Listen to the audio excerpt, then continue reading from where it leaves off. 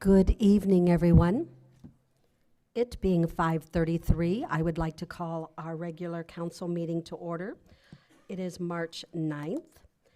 Would we all please rise for the Pledge of Allegiance? And I would like to ask Mr. Steve Stein to lead us in the pledge. I understand it's your birthday. So thank you very much and happy birthday.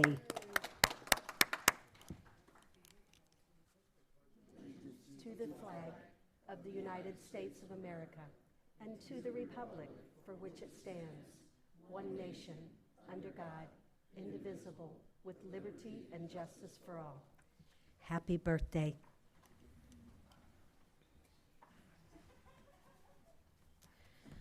You know, I probably should have said, please stay standing, because I would like to say just a couple of things.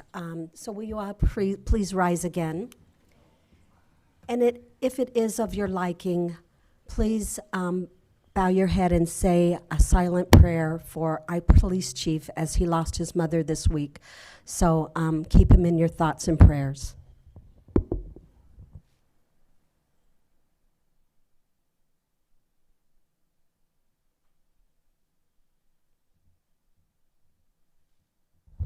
Thank you so very much.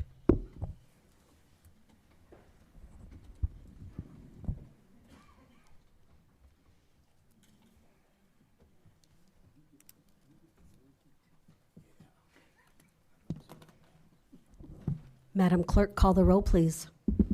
Councilmember Phillips. Here. Councilmember Fletcher. Here. Councilmember Nutter. Here. Councilmember Hilst. Here.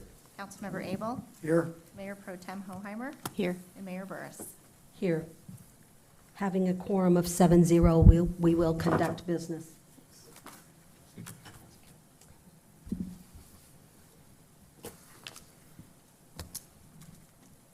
Chair would now entertain a motion for the approval of the agenda, please. Madam Mayor, I make a motion that the agenda be approved as presented. Second. Motion made by Mr. Hilst and second by Ms. Phillips. Any questions, comments, or concerns about the agenda? Seeing none, council, take your vote, please.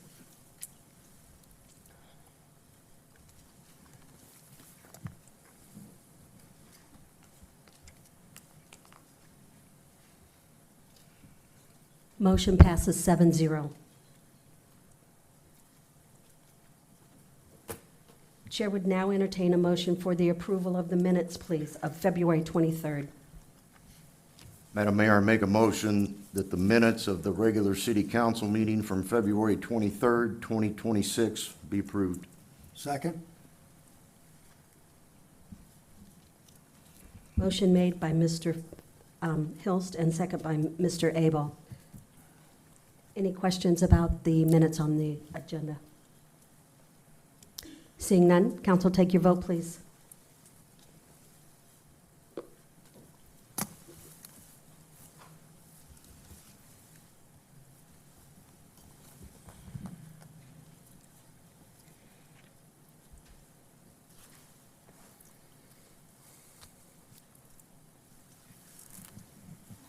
Motion, did it not count my vote? I just sent it.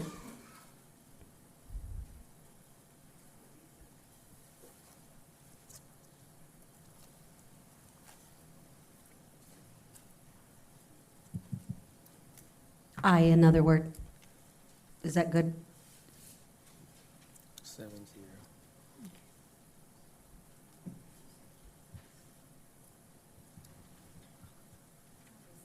Okay. Give her one moment, she's going to reset.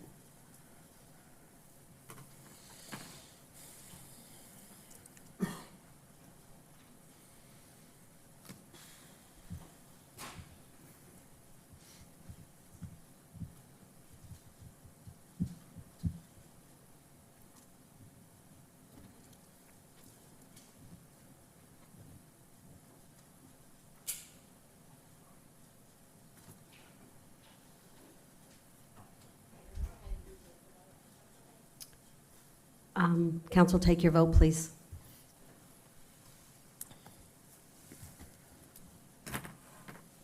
That was the approval of the minutes.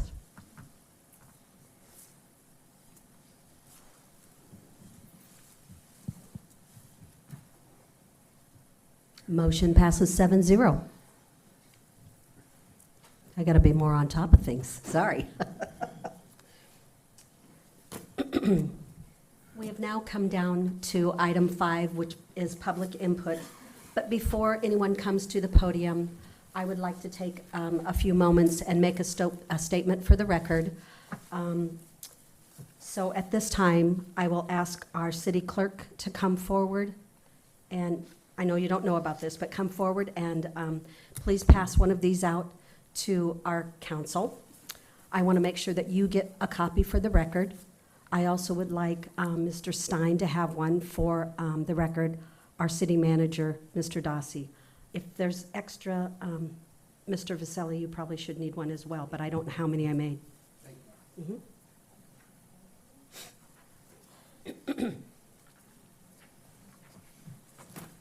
I've got mine. Thanks.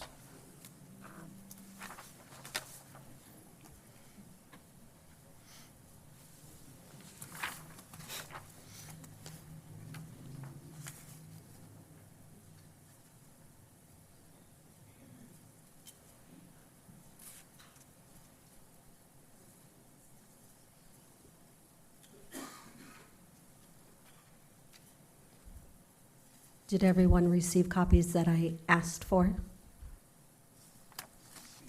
Was there an extra for Mr. Vaselli? You've got one, okay.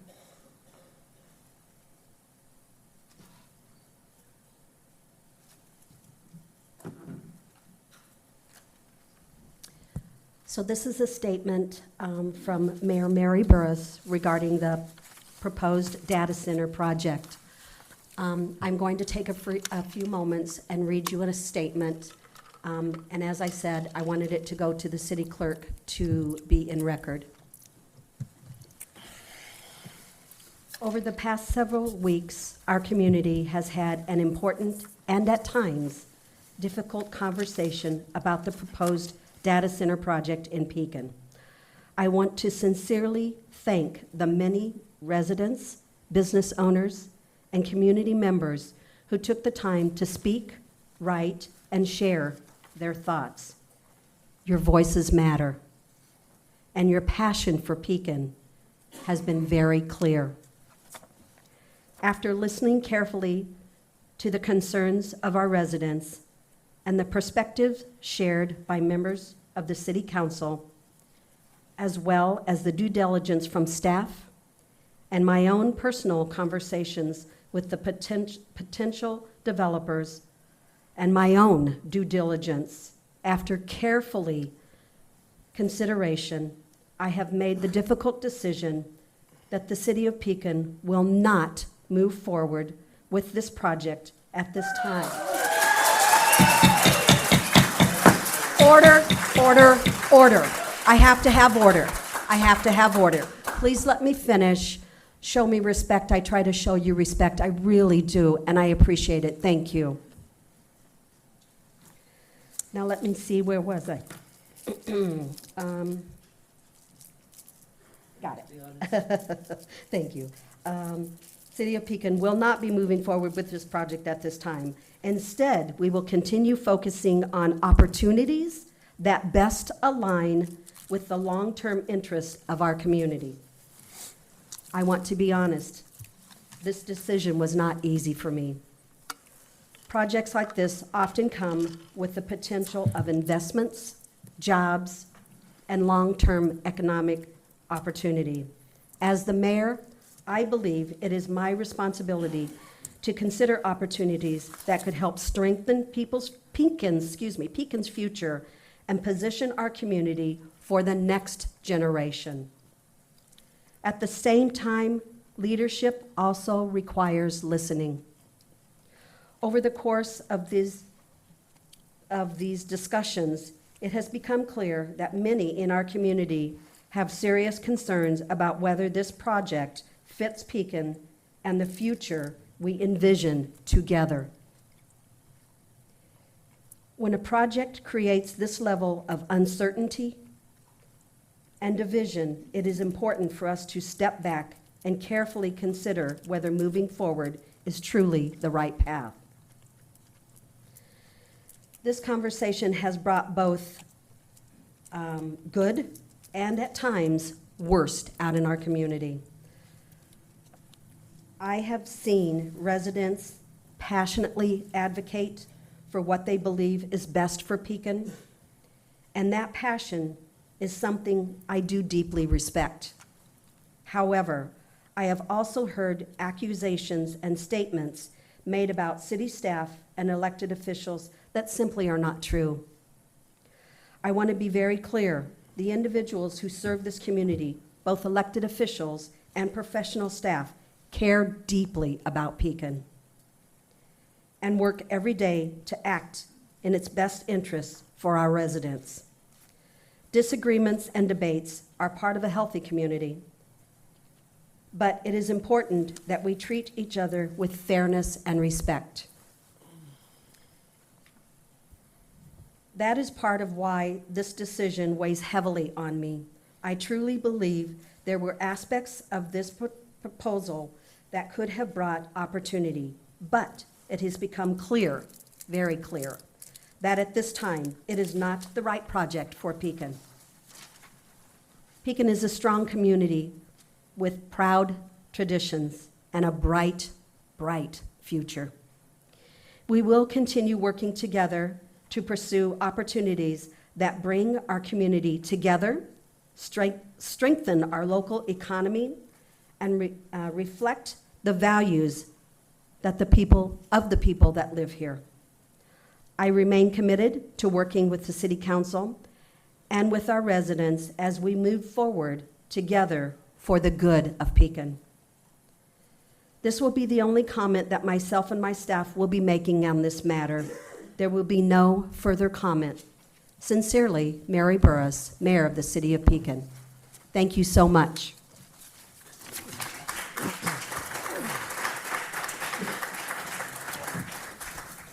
Thank you for being respectful. I really appreciate everything, things that have come forward, things that we've found out about each other, our neighbors, things that we truly want to stand up and fight for. I understand. But we are going to move this city forward. We are going to grow this city, and I am so proud of where it is. And I have a vision, and it's going to go far. So thank you. Now, go ahead. Now we have public input. Anybody wishing to have their voice be heard, please come to the podium.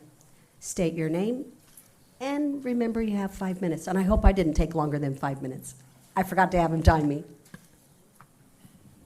Good evening. Good evening. John McNish. Distrust in city leaders often stems from a sense of disconnect. When decisions are made behind closed doors without community input, it's easy to feel like our voices aren't being heard. Promises made during campaigns can ring hollow if they're not followed up with action, eroding faith in the system. Transparency is key. We need clear communication about projects, budgets, and priorities. When leaders are upon about challenges that involve local residents in finding solutions, it builds trust. Ultimately, it's about accountability. Holding leaders responsible for their actions and ensuring they're serving the best interests of the entire community is essential for rebuilding confidence and fostering a government that truly represents the people it serves. Making a city ADA compliant isn't just about following the rules or ticking boxes. It's not just a matter of inconvenience, it's a blatant disregard for human dignity. We're talking about a city that turns the blind eye to its most vulnerable residents. Sidewalks without ramps, buildings without proper, accessible entrances. These aren't just oversights. They're barriers that tell people with disabilities they're not welcome here. It's time for you to step up, take responsibility, and make this city accessible, or step aside and let someone else do the job. As I was looking through the previous meetings and minutes and all of that, since I got some time here, I'm going to ramble on about some things that I saw. About Christmas time every year, Mr. Abel will tell all the residents about not using Amazon. You know, spend money locally. Well, if you look through all the expenditure logs that are on the website, I'm sorry, am I interrupting you guys there? Mayor, Peg, sorry? Got it? Am I interrupting you guys? Nope. Okay. The Amazon cost that the city puts out is outrageous. I stopped. I got tired of just writing them all down. So, Mr. Abel, maybe you should tell the staff, stop spending so much money on Amazon and start visiting some of the local establishments. And also, I believe there's going to be a contract coming to the city tonight about this PCHS deal that we have going on with the voting center out here. Before you guys vote on that, I would make sure it's signed, just so you don't stumble across the same issues you did with this last lease agreement. And there's also another item on there about bringing, I believe it's American Consults back. I am totally in disagreement with that. Totally against that. So, thank you.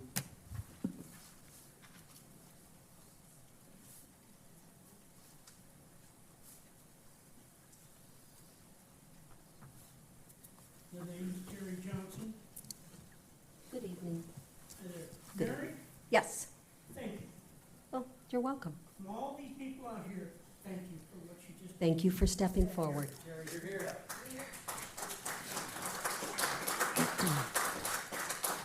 I have some friends that were friends of yours. Some of you know me, some of you don't. I have been the sheriff of the Marigold Festival for 50 years. I start the parade every year. I enjoy it. I try to do my part for the community. Thank you. But I will tell you that I was so scared for this going on tonight, and I was worried what was gonna happen, and God answered my prayers, so thank you. I appreciate that. I'll give you some. Something I wanted to add to it, and I was gonna bring it forward to you. For all of us that live outside the city limits, that live in the country, for those of you that don't know, darkness is really something we enjoy. We like looking at the stars. Here in the city, you can't see it. You just can't see what we see out there. And the noises and the sights and the sounds, the wildlife, that is what keeps us thriving, so to speak. As for Pekin, I just have a suggestion. We have been an isolated town. I've been here since that road was put in Veterans. I fought it tooth and nail, trying to come across and down my road and around that road, and we found a whole lot of different things. The road was put in originally, as you know, for the prison, because federal law says you can't transport prisoners through residential areas. You have to be on an expressway. That road was supposed to be done in 2010. Here we are in 2026 and no road. They've been transporting prisoners somehow, I don't know. But we have fought it tooth and nail. We're a small town. And if we could build on that small town emphasis, collectively working to make our city a little bit better, the roads a little bit better, the sidewalks a little bit better, whatever. I know it all takes money. I know that, and you guys are having to fight that. I am concerned that maybe we're on the hook for money for Ludekin's property that we may have difficulty paying for. I understand that. But I would suggest to you that you ask the city if they'd help you, and I think you'd be surprised what comes forward. And I think they would help you out of your financial dilemma that you're in now.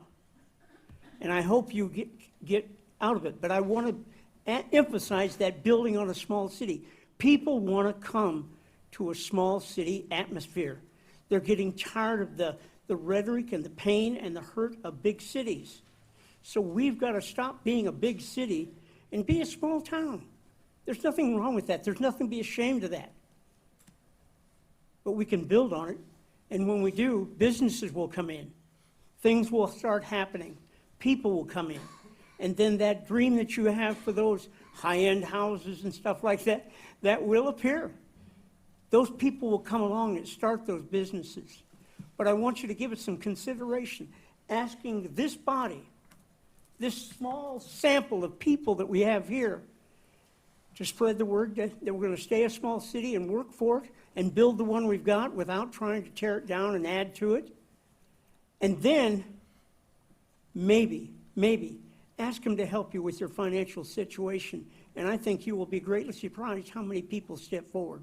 Even John could step forward and write you a check, you know. Is that right, John? That's right. Whatever you say, Terry. Yeah. But I did want to offer that all to you. But I do thank each and every one of you for what you're doing, because I know it's a tough job. And It's they're not done it. easy. Okay? Thank you. All right, so we got 1 minute. Mr. Johnson, I know you through my late husband, Bob, so I do remember you. I thank you for being respectful tonight. Everybody that has come up to the podium has been very respectful. I appreciate that. But I have said, when I even worked for the county, I have said that Pekin is the largest city in Tazewell County. We should be leading. And that's what I want. I want to be the leader of Tazewell County. We're the county seat, and we should be leading this county. And I think that only shows strength of our city. And I think if we work on the internal part of it and the residential part of it, what you're wanting will make what you're dreaming of. I They will appreciate that. come. What did they say in Field of Dreams? You build it and they'll come. There you go. Thank you Okay. very much.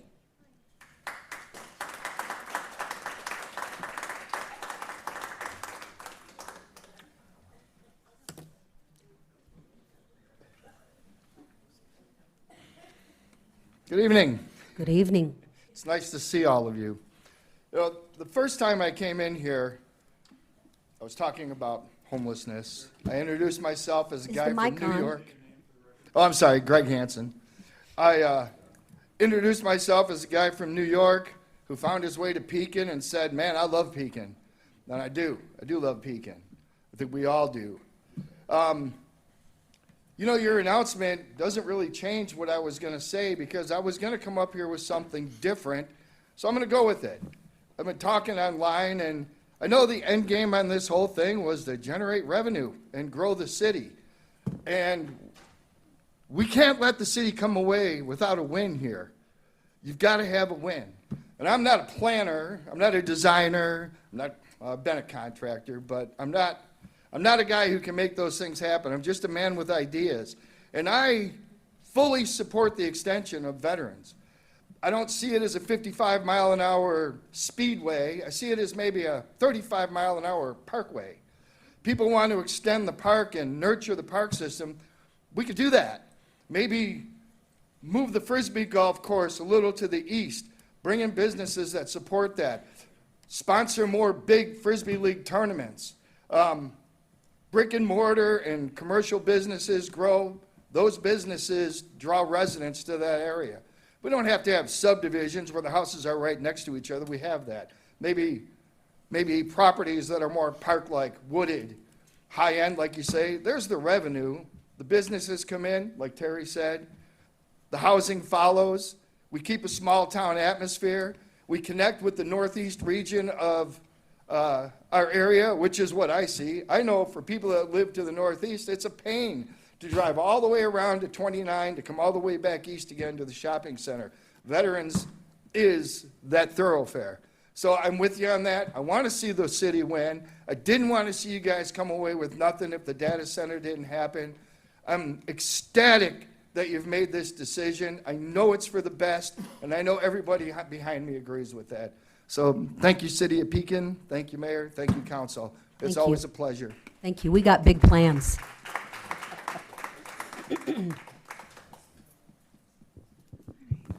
Hi, Julianne. I just wanted to thank you guys so much, because in getting this group started, I didn't expect it to get as big as it did. I thought, oh, I'm just screaming into a void probably about this, and it was amazing how much this actually brought us all together. So I have to thank you for at least, like, the community, like, support and all of that. Like, I've met so many amazing people I never would have met because I like to hide away in my house and not talk to anybody. That's just my thing. But I wanted to announce that we did start a nonprofit, Central Illinois Data Center Opposition. I know there was concerns that if they're not going to build it here, they're going to build it somewhere else, and it'll still affect us because it's still on our grid, it's still using our utilities and whatnot. Our mission in starting this nonprofit is to make sure that our surrounding communities will not get this either. Central Illinois, we are going to make it our mission and to make sure that we're protected from these issues. And our board of directors, all of the people that work with me, volunteer. We do not take any kind of profit from this. This is strictly because we love our community. So thank you again for your decision. A lot of people are going to sleep a lot easier tonight. And I do want to apologize for any kind of hate or disrespect you guys have received. That was not my goal in starting this group. It was not. I understand that. We have such good people. I know Yeah. I'm taking up your time, but we really do have a beautiful community. Yes, and it's hard when your group grows so fast to be able to like control all of that. So, but I just wanted to say thank you, and I hope you guys have a great night. Thank you.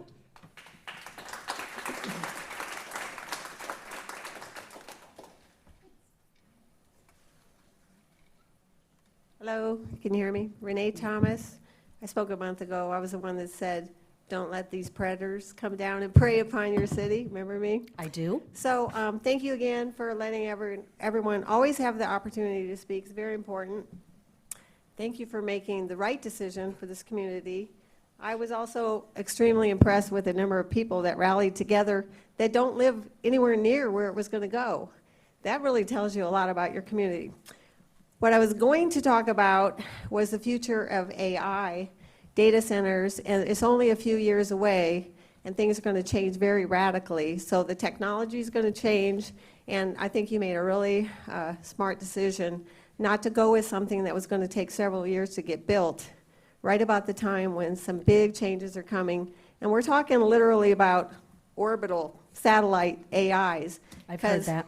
Yeah, because if you read, and I read a couple articles I was going to share, and I'm not going to use all my time for that, but a lot of the articles talk about the changes that are coming and about 2026 being the year for massive amounts of litigation and pushback to AI data centers.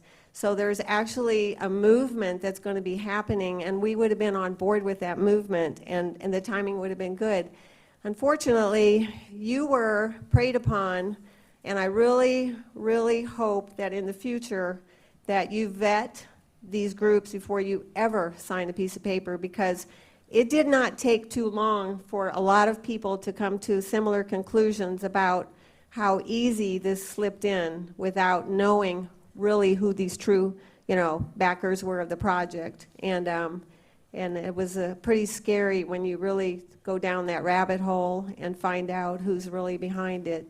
And what I saw from my research and other people's research all came to basically the same conclusions, that we were being preyed upon. So there are, as I told you before, I worked 25 years in the development industry, and I worked with every kind of development you can imagine except an AI data center. I wouldn't have participated in that. I would have quit my job before I did that.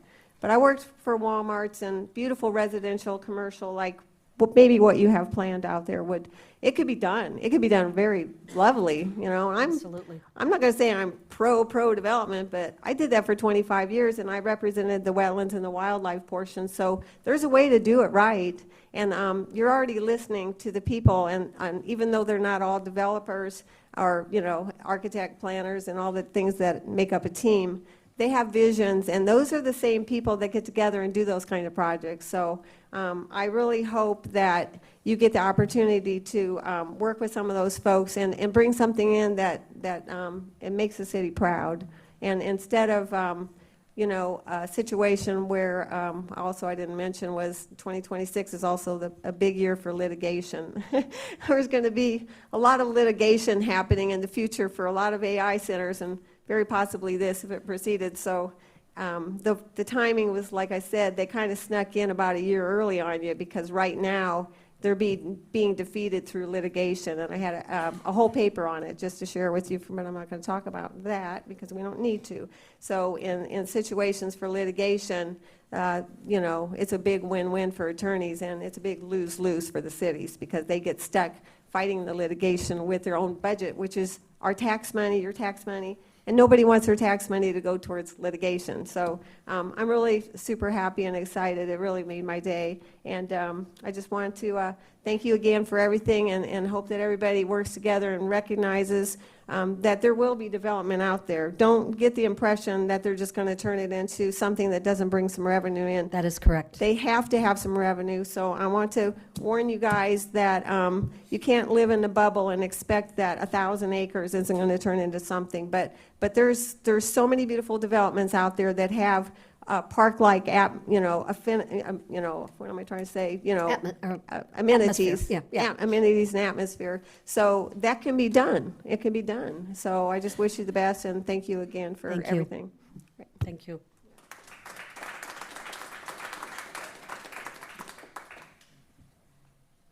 Hello, my name is Adam Rogers. Hello. Hi. I've been a Pekin resident my entire life, so about 40 years now. And starting this fall, I will be a political science student as well, so you can get used to seeing me here. Even after all of this hubbub about the data center is over, I'll be watching you guys to learn how government works. I wanted to bring something forward to you guys. I've had an idea about a possible revenue generator for Pekin.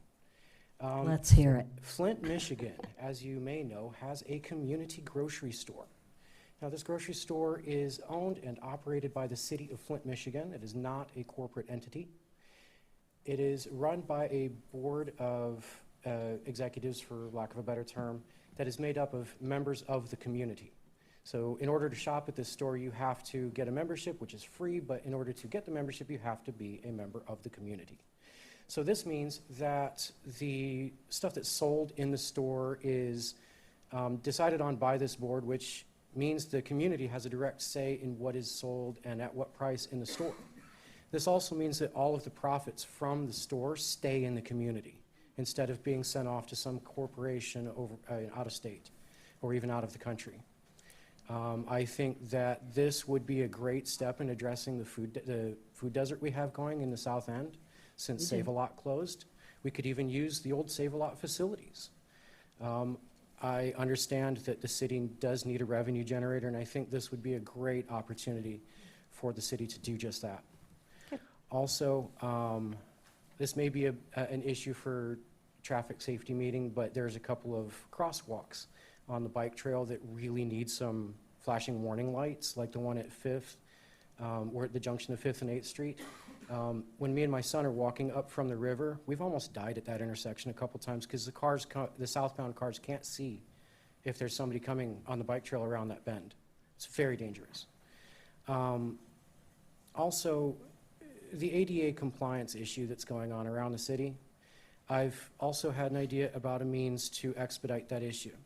If we could set up some sort of mobile app or online portal where members of the city, the community can log in and post a little pin drop on a map along with a picture of the issue. Say it's a ramp that's, a crosswalk missing a ramp or a broken sidewalk somewhere. And that can expedite the process of the city street department and other associated entities to identify trouble spots in the city that need to be identified quickly. Okay. So that's basically all I wanted to bring forward to you guys tonight. Thank you, appreciate it. Mr. Dossi, were you wanting to say something? Yeah, the app exists. It's called Yes. Text My Gov. It went live. That's what I wanted approximately him to a year know. ago, so that people can do that now. Yeah, thank you. I knew, this is something new for us too, so I'm glad you brought something up.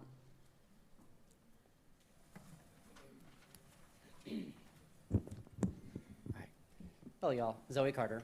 Hi, Zoe. I came here to join everyone else with, being concerned about the data center.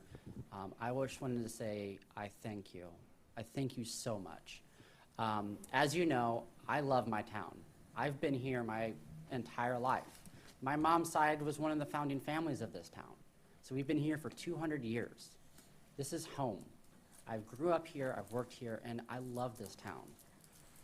Same as everyone else behind me. Everyone loves this town. And so we don't want to see our city council, our city, our community hurt. We do want to see positive change. You know, I want to see the city grow. I want to see the city prosper. I want to see people moving in. I want to be able to go out into the community, out into Peoria and further out, and be able to say, I'm from Pekin, and people say, wow, I am so jealous of you. I'm going to give you some few extra minutes because I'm going to tell you, I want to change that perception as well. I want people to not talk bad about Pekin. I want them to be proud as we are. Yes, and exactly, and that's a lot of my work that I try to do in the community is aimed to try to change that perspective. You know, I know the history of this city. We've had good things and we have bad things. Right now, and it's getting a lot better because of the work of the community, because of how many people love this community. We still got a lot of work to do. And so that's why I do what I do, because I want to be as proud of my city as everyone else. I don't want to have to explain, well, you know, we are getting better. And you listening and you shooting down this data center, it's showing the community that you also care too.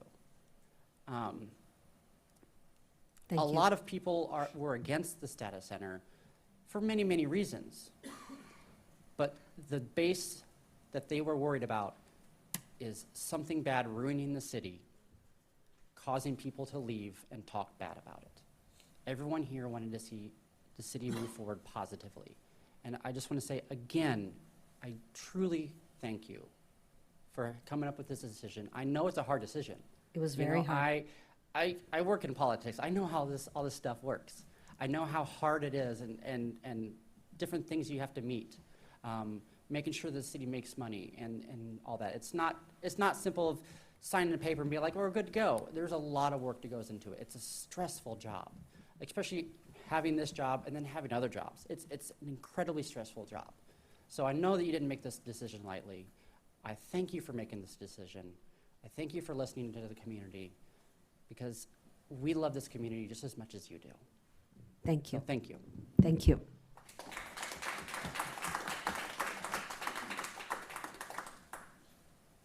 Hello, my name's Tim Fike.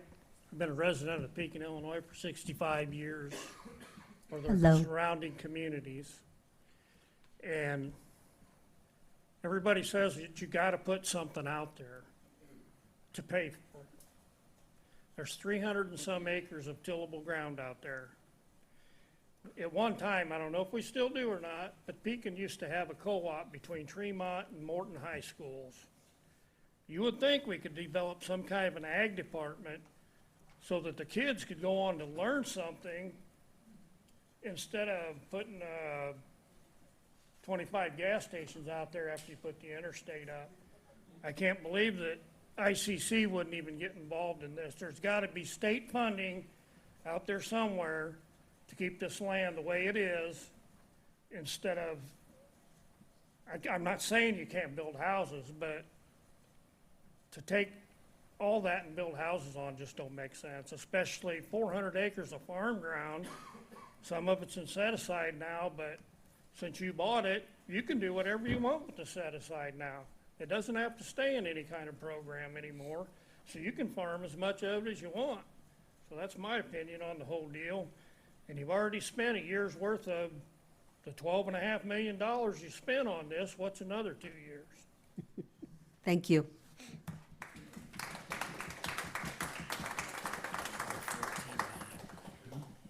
If there's, oh. Sorry, I about cut you off. You're fine. I'm all smiles tonight. Mark Stevens. I've been in sales my whole life. I sell to $100 billion companies. They happen to paint their equipment yellow. I spend my life doing business-to-business sales, and I've learned probably 5 things in those short 19 years here in the city of Pekin. And I'm glad that the council and the mayor and the city staff got a chance to emulate those tonight. There's a difference, one, between hearing versus listening. And I thank the mayor, I thank the city council, I thank the staff of listening rather than just not paying lip service and letting one ear and out the other the words of the city go. I thank you too for taking the time to restore faith, because when you're in business, you have the opportunity to speak to people and you have to tell them where they are. Right? Dale Carnegie says that you have OFIs, opportunity for improvements. And in those OFIs, if you don't congratulate somebody on doing an amazing job, then what have you learned? Eventually, right, when you train a dog, you can train a dog a positive way or a negative way. One lasts longer than the other. I think we all know that. Third, partnering matters. Earlier, we talked about the not-for-profit exists. I happen to be part of that, just a citizen. But I want to tell you that all of our meetings, the not-for-profit is interested in partnering with the city because partnership matters. Nature abhors a vacuum. And so we want to be a part of the city's plan to help develop that. And what that looks like for guys like me, I grew up being a hunter, not hunting things, but being a business hunter. I believe when you're in sales, there's two types of people. You can be a farmer and you can wait for things to come your way, or you can go out and knock on doors. And I want to tell the city that I took the time in just a short few hours on a Sunday night when I should have been asleep and my wife was yelling at me and my son was not happy with me. There I stand bleakly looking into my phone that there are 23 developers who reside in the city of Chicago who make their living on mixed-use residential and commercial developments, ready and waiting for projects. Billions of dollars invested, making money hand over fist. Mixed-use residential, like commercial, exists in that, shops, districts, parks, everything. Perfect for the identity of the city of Pekin. Last, I want to let you know thank you. Thank you for the heart for what you've done. Big decisions aren't easy, right? Herb Brooks, if I can't get a hockey reference in here, Dave Milam's going to kill me. Herb Brooks said in 1980, we all know it, right? The Miracle movie, right? Great moments lead to great opportunities. And that's what this city council has. That's what the mayor has. That's what the city staff has. You have a great opportunity to do something that maybe no other city has ever seen. You opted not to be East Peoria. You opted not to be Morton. You opted not to be Peoria. You opted to be Pekin. A city defined by hard work, grit, determination, pull ourselves up by our bootstraps, and show the world of what we can do. And I thank the mayor. I appreciate that. My pleasure. And I thank the mayor and I thank the city. Obviously, I had a different speech planned here, but I appreciate still the opportunity to come up and live what I practice in my business dealings. Thank you very much. Thank you.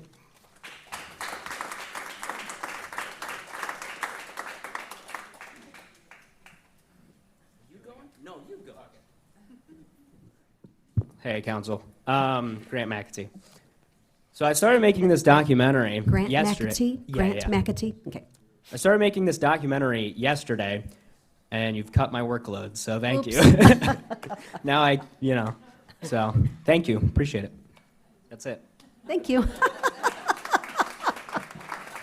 Well, that was close.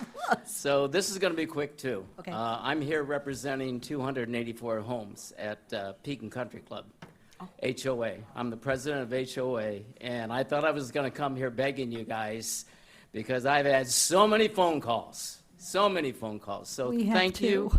thank you, thank you for listening. You're welcome. We really appreciate that. And, have a great and please understand, we really I thought did I have could to sing do, for a second. I but know. Yeah, we'll let you. I know. He has a beautiful voice. We really have tried to do our due diligence, and it wasn't an easy decision for any of us. Well, thanks again, all right? Have a great evening. Thank you.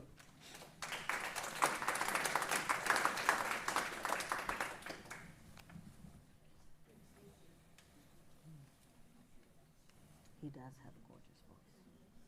Good evening. My name is Donna Hazelman.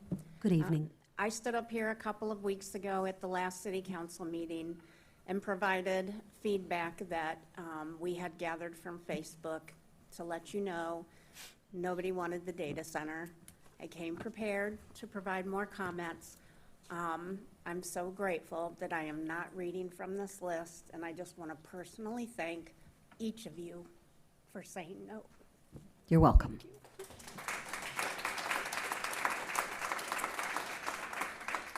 Donna, can I catch your tears? You caught mine the other night.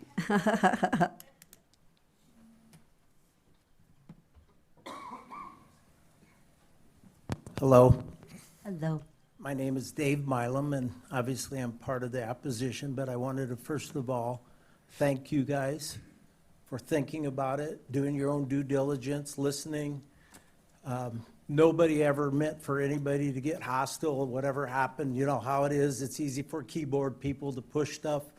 None of us meant for that to go that way, and I want you to know that Pekin is big business. It is a big business. Most people have never ran a business, and they don't know what's involved. That's right. You guys are board members, basically, that are listening to the public. Somebody's got to be in charge, somebody's got to pay bills, somebody's got to do their due diligence, this and that. And we appreciate what you do. But what I want to point out more than anything is when there's a problem, people come together. And what I saw out of this whole thing is there's faith in humanity again. People came together because they believed in Pekin. A lot of people are 2-3 generation people and more in this city.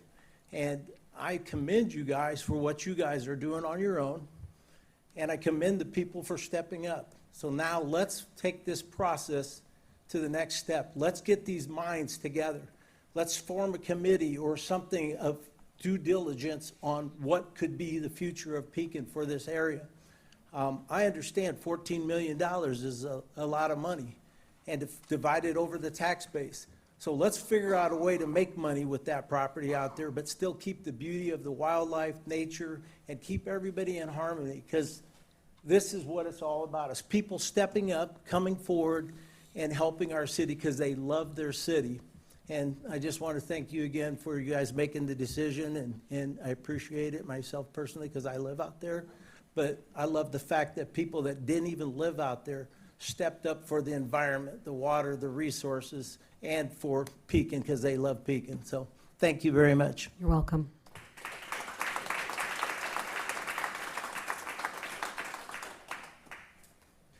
If there's no one else, public input is now closed. We have now come down to item 6, which is the consent agenda. Chair would entertain a motion, please. Madam Mayor, I make a motion that the consent agenda be approved, which includes the following items. 6.1, accounts payable paid proof list through February 27th, 2026. 6.2, receive and file fiscal year 2025-26 budget transfers through March 4th, 2026.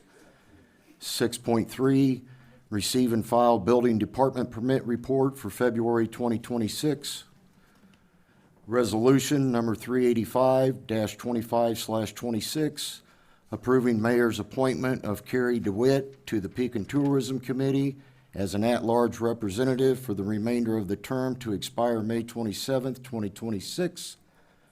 Resolution number 386-25/26, approving mayor's appointment of Mike Beam to the vacant position on the Pekin Liquor Commission for a 2-year term expiring April 30th, 2028. Receive and file resignation of Mike Reed from the Pekin Airport Advisory Commission. Resolution number 387-25/26, mayor's appointment to the Pekin Airport Advisory Commission of Chuck Barth to fill the unexpired term of Mike Reed, expiring May 3rd, 2027. Second. Motion made by Mr. Hilst and second by Ms. Phillips. Any questions, comments, or concerns of the consent agenda? Seeing none, council, take your vote, please.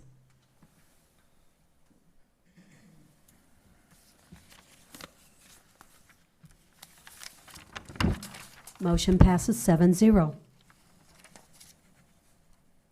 We have now come down to item 7, which is unfinished business. Chair would entertain a motion for 7.1, please.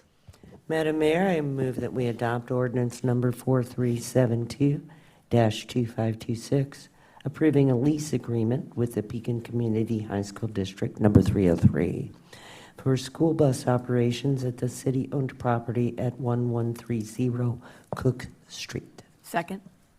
Motion made by Ms. Phillips and second by Ms. Hoheimer. Mr. Dossi. Thank you, Mayor. Before I have Josh Ray go into detail on this, this was tabled by council. We did follow up with some conversation with the school district and Councilman Nutter and Mayor herself with District 303. As a result, we believe the agreement's here, and I'll have Josh go into a little bit specific because I think there's one issue he did want to address. Mr. Ray. Thank you, Mayor. The issue Mr. Dossi was referring to is the third bullet point on the request and in the agreement in Section 4. I forgot to update something before this went out to the council packet. When we discussed with District 303 at the table most recently, we did all talk about having that third option year be a CPI increase, not a hard set number. So, you know, staff would ask for City Council to amend the agreement to that effect. But just some of the major changes since the item was tabled, most notably, previously it was a 3-year term with 2 one-year options. Now it is a 2-year term with a 1-year option after that. The first 2 years, the rent is still $95,000. There was some discussion about increasing that. And then as we, you know, talked further about how many buses they're going to have, how much space they're going to take up, I believe the mayor and Councilmember Nutter felt like it was prudent to keep that number where it's at. The city continues to be responsible for regular maintenance of the building. However, there is now a clause whereby should District 303 or its agents cause damage to the property, they will be responsible for reimbursing the city for that damage if we incur the cost for it. The district is not going to be using the city's janitorial services. Utilities are more clearly split in the agreements, electric, natural gas, and water. I think those are the major changes. So if you have any questions about any of the terms of the agreement, I'm happy to speak to anything. Superintendent Danielle Owens is here as well. Okay. Does anyone have any questions for Superintendent or her assistant with her tonight?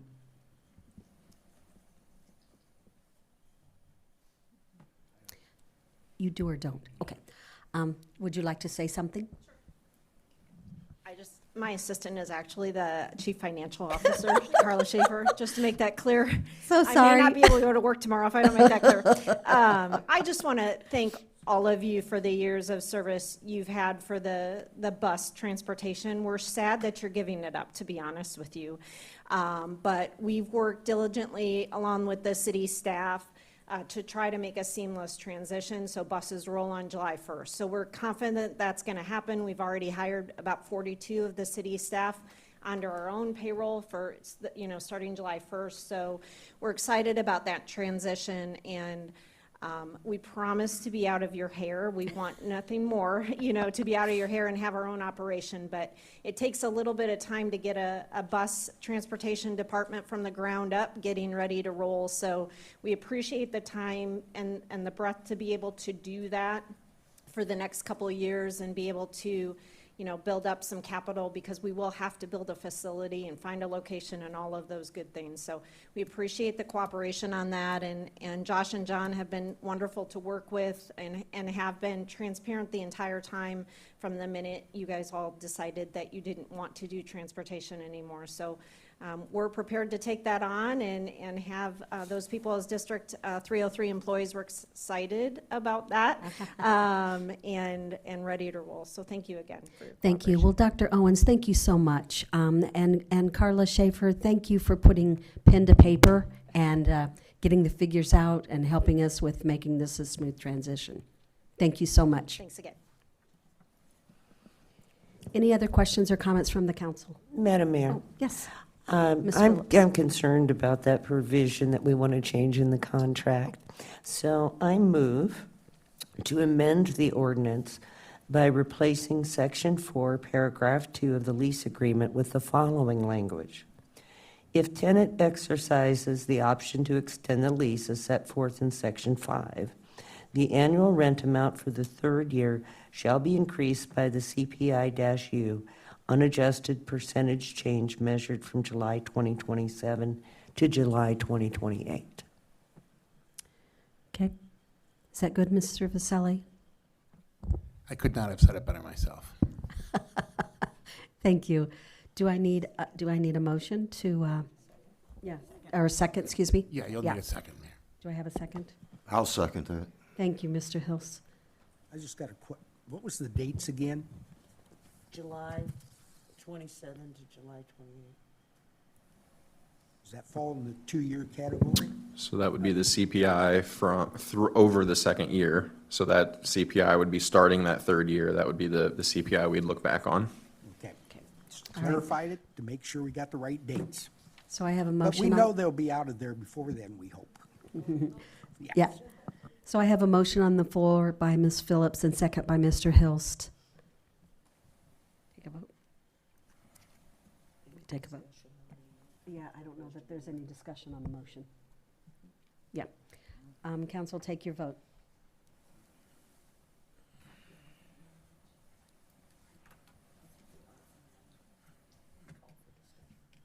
Yeah, I think you have to.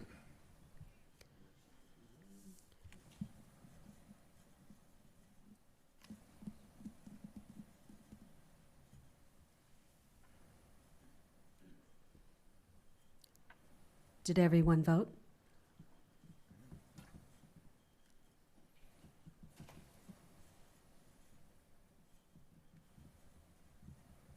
Motion passes 7-0. Okay, now that the amendment has been passed, we are now going to take a vote on the amended resolution, or ordinance, excuse me. Council, take your vote, please.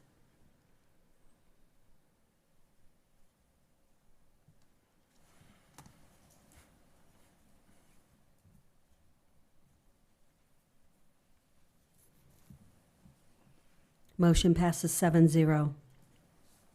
We have now come down to 7.2. Chair would entertain a motion, please. Madam Mayor, I move that ordinance number 4375-25/26, approving and authorizing the termination of a tax increment financing TIF district redevelopment agreement with Olivia's Playhouse and Lisa Fuller be approved. Second?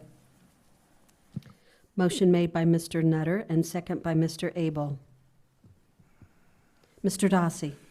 Thank you, Mayor. This was tabled at the last meeting. I think Councilman Nutter had a couple questions regarding it, and Josh Ray was able to provide those answers. So I'll let Josh speak a little bit to that, so council can make a vote on that once that's explained. Thank you, Manager Dossi. So the ordinance that is in council's packet is unchanged from the last meeting. There was some concern at the last meeting that releasing, for lack of a better word, the developer from this agreement would in some way set a binding precedent for future agreements. Staff advises this is not the case. Each TIF agreement stands on its own merit, and City Council is welcome to make decisions about incentives at its pleasure. So in this case, staff believes that this project was an excellent example of what a downtown renovation project and further expansion of that business within Pekin was and is exactly what we should want from our TIF agreement. So staff does not see any concern in approving the ordinance as written. Any questions? Any questions for Mr. Ray or anyone else? I guess I'll just ask one quick one, since Sure. I just listened to what Josh said. So nobody seems to have an issue with the fact that that was a 5-year agreement? That she was to stay in that building for 5 years? And a year and a half into that agreement, they're moving out and don't have to pay any of that money back? I certainly think it's an issue. But that's just my opinion. Go ahead. Go ahead. Go ahead. Mr. Nutter. So I've been torn on this whole thing for a couple, 3 weeks, and there's pros and cons. I guess the first thing is, we start writing these agreements, this brings up 2 facts.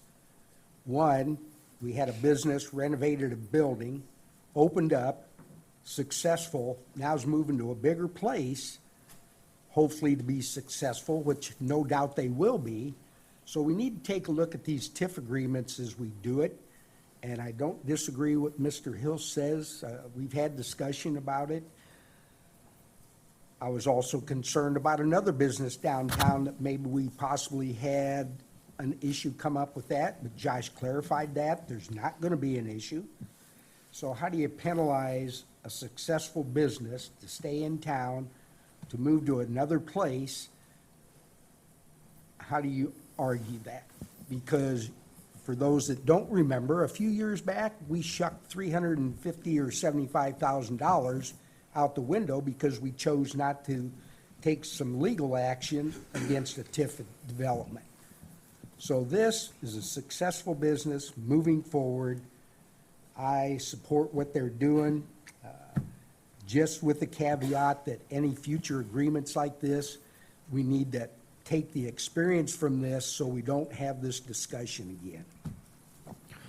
Yeah, Mr. Nardo, if I could, so I think, and you and I have discussed a little bit, I think what we would look to do in the future is maybe allow, the provision that states they need to be at this particular location for 5 years. I think we might expand that to say they need to stay operational in the city of Pekin for that 5 years. That way, once they renovate the building's been renovated, the whole point of them staying open is to continue to generate business activity, and whether that's at that building or a different building, I mean, it's in the city limits. So I think that's the point that you're trying to get across, and we could certainly look at adding language like that in future agreements.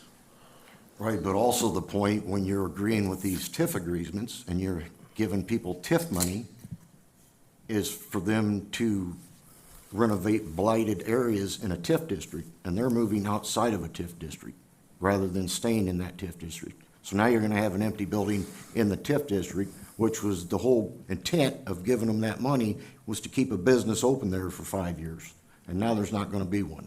And I think the flip side of that is it's a renovated building.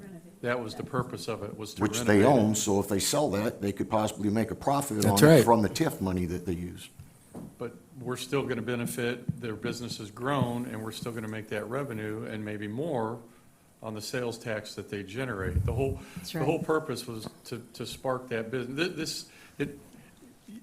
Agreed with you on the intent of it, but on the flip side of it, we want the business to be a success. That's what it is. We had a bad case scenario in the past that we dealt with, and we had to have legal repercussions involved in that. Now you have a business that came in, we helped kickstart it. We had success with them. They have grown, and they're remaining in Pekin. So you're kind of trying to figure out and try to find what's that balancing act on that. At the end of the day, I think it's a win for us, and time will tell, and I think it might just be on the future agreements, we change that language in there, because we want them to stay in Pekin. Does she have any interest in the Absolutely. building? No, go ahead. No, I know, but does she have another party interested in that building? I don't know. I just wondered if she'd said. I don't know at this time, but it would be a marketable place Oh, to yeah. bring another business. Compared to what it was when she got it. Right. Yes. So let me ask you a question. What's wrong with having her maintain the agreement in this future place she's moving to? She's got to stay in business, period. You just say, you're moving from here to here, and you have 3.5 more years that you have to stay in business, or you have to pay it back. I don't understand. We're getting you an answer. We're debating who's going to answer it. Hang on. Because I'm not on the jurisdiction. If they leave, they're no longer in a business.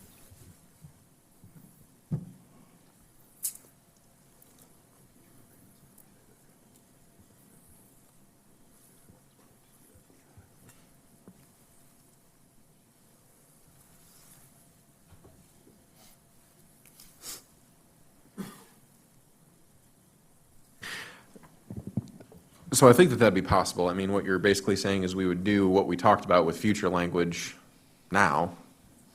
I would like to see that, be On the honest flip with you. side, she could just close up shop and leave, and, we might get a few $1,000s back and then lose a highly successful business because we've scorned this person for not wanting them to be successful.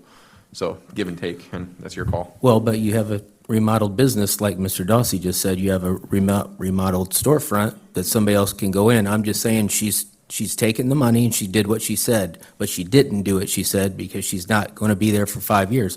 I would be flexible and allow the terms to continue if she finishes her 5 years in the city of Pekin. I'm only one of 7. But as a business person, that's what I would say needs to be done. Anyone else? Well, I wouldn't disagree with that on the face value of what you're saying. I get why you're saying that, but how do you do that when that 5-year agreement was a TIF agreement and she's moving into an area that's not a TIF district? Yeah, I'm not a lawyer on that. I'm just Right. saying, I think she made a We'd have to commitment see to if- Pekin for 5 years for this, To stay in a to do TIF this. district for 5 years, right? That's my whole point. Yeah, We'd I'm have not to see if we debating can that. legally do that. Mr. Vasselli, will you check with our TIF attorneys? Mr. Hills makes an, I mean, we could call Jacob Klein too, but I've done just as many TIF agreements as them. Okay. Mr. Hills raises an interesting point. It's actually what, if you overheard us, that's what Mr. Ray and I were talking about. Right. What's the jurisdiction of a TIF for a subsidy for a business that's outside of the TIF? It's almost so commonsensical that it's hard to describe in a way. I don't know. I mean, I think it would be easier prospectively, like you were saying, and you were saying over there, that, going forward, because then they will have that nexus to the TIF, that if you do leave, there will be no clawback, provided you stay within the corporate limits of the city. How it would go, because they're seeking flight, right? They're getting out of the TIF district. I don't know. I don't know if you could put in a covenant that says that, and I also, to your point, almost, I don't know if they would agree to it, right? And that would be part of the issue. My contracts teacher used to tell me it takes 2 to tango. Correct. And it takes 2 to tango, right? Like, they'd have to agree with that provision and say, yeah, we're willing to abide by a total term of 60 months, even though we know we're not going to be getting the increment that we thought we would be getting. And again, I think Josh also raised an excellent point, or Mr. Ray raised an excellent point. It's a policy decision, right? It is whether you guys want to make, you council members, excuse me, want to make that decision of whether we want to release them out of that. I think we've heard, if I may speak for the manager and Mr. Ray and myself, I think we've heard the direction clearly about going forward, how we do it. But on this one, it is a little bit of a different situation because it is backwards. Does that make sense? Sure. Councilmember? The problem is, we're going to vote. I know. That's the problem. I know, no, I understand that. So- And I'll make a motion to table it till the I'll next second. regular city council I was meeting. just going to say, Ms. Till we Hoheim can was get going a to do that. Yeah. definitive answer on that and whether or not they're going to agree to it. Yeah. Yeah. Ms. Hoheimer was going to, so Mr. Hills did. How about second it? All right. So we've got a table by Mr. Hilst and second by Ms. Hoheimer. Correct? it's correct. And I'll have a memorandum for you in 2 weeks. Thank you. Perfect. Thank you so much. Or get with Olivia's Playhouse owner and let's, make sure she's involved with the discussion and see what, like you say, it takes 2 to tango. Mr. Nutter, I will ask Mr. Ray and myself to go to Olivia's Playhouse and have those conversations with Mr. Dossi as well. Thank you. And That'd make be sure that great. both practically and legally we're covered. Is that fair? That is All right. absolutely wonderful. We have our homework. Wear your tennies. Okay, we have now come down to new business Vote. to table. I am so sorry. No. I'm sorry, I forgot. We need a vote to table 7.2. Oh, council, take your vote, please.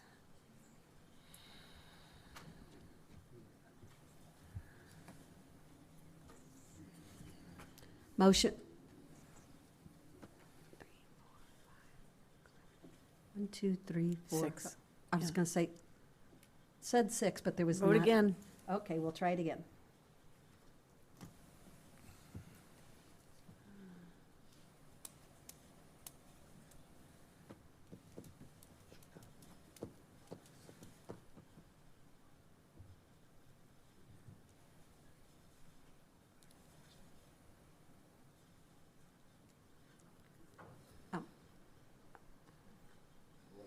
Can you just take a roll call? It doesn't seem to be popping up again. So this is on tabling 7.2. Madam Clerk, call the roll, please. Councilmember Nutter? Aye. Councilmember Fletcher? Aye. Councilmember Phillips? Councilmember Abel? Aye. Councilmember Hilst? Aye. Mayor Pro Tem Hoheimer? And Mayor Burris. Aye. Motion passes 7-0. All right, now we are down to new business. Chair would entertain a motion for 8.1, please. Madam Mayor, I move resolution number 388-25/26, approving agreement with Middle American Government Consulting Incorporated for consulting services be approved. Motion made by Second. Motion made by Mr. Nutter and second by Ms. Hoheimer. Mr. Dossi. Thank you, Mayor. I'm going to have Eric Dabrowski go ahead and present this because he worked out most of this, so I'll have him present. Thank you. Mr. Dabrowski. Thank you, Mayor. So this item brought before you tonight relates to the consulting agreement with Middle America Government Consulting. It is to provide limited accounting and project support as the city continues to work through its remaining audit and financial reporting work.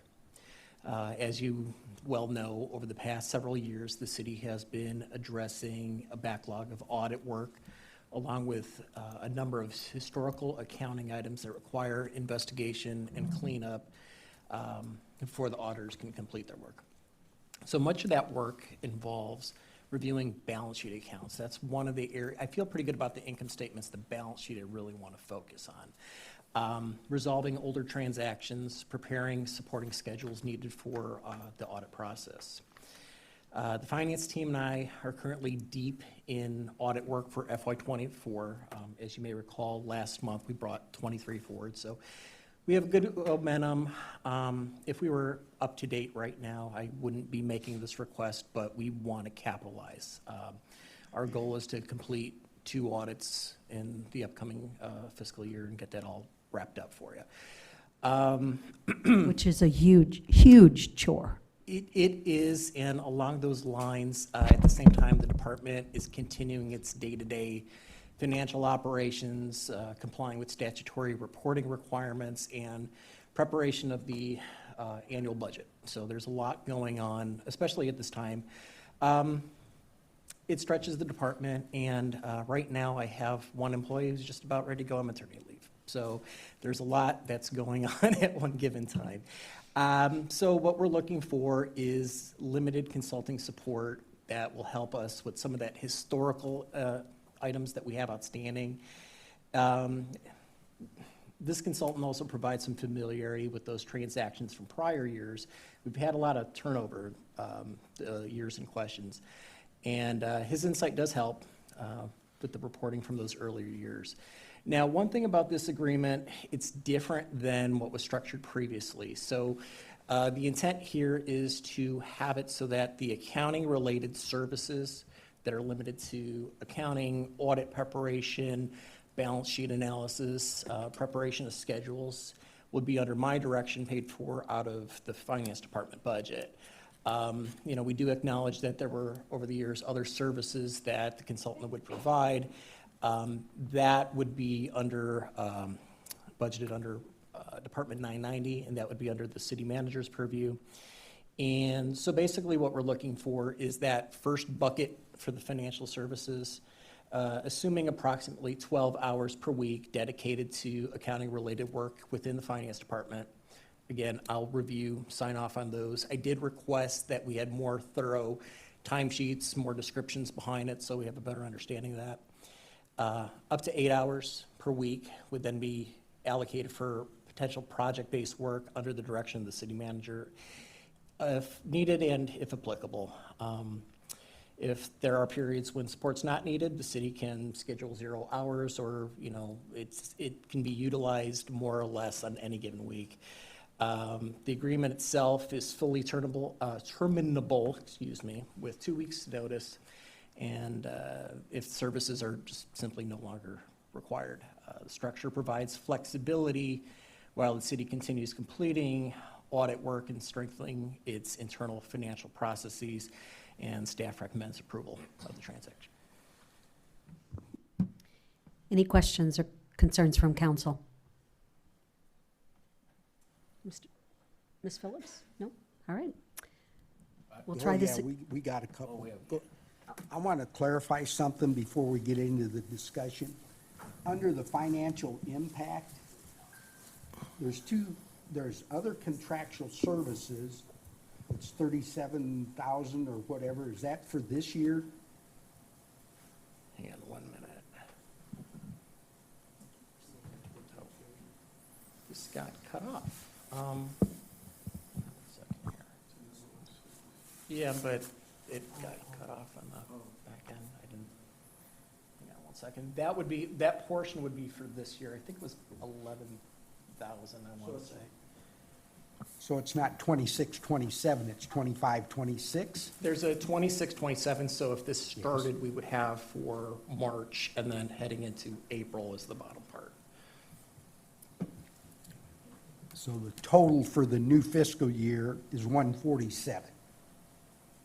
Hang on. It's stated there on Yeah, the second set. I apologize, let me pull this up. I didn't see that it got cut off. Yeah. That's why I'm confused, Right. is what fiscal year, so typo?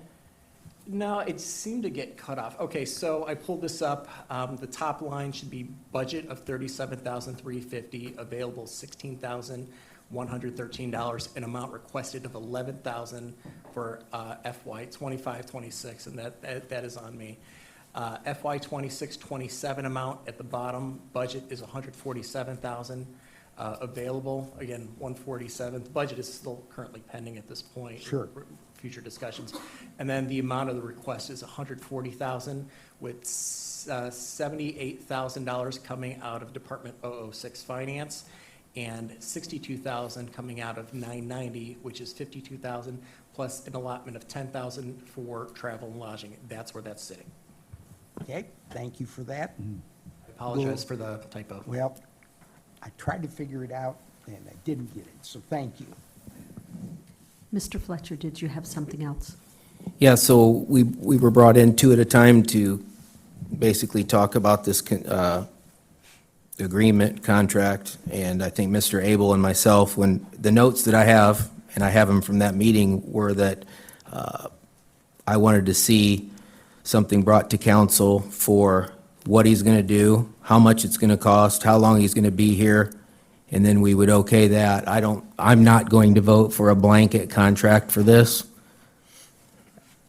So if something gets changed and you guys can bring something to us that this is what he's going to do, this is what we expect it to cost, then I would be more than happy, but otherwise, I'm a no vote.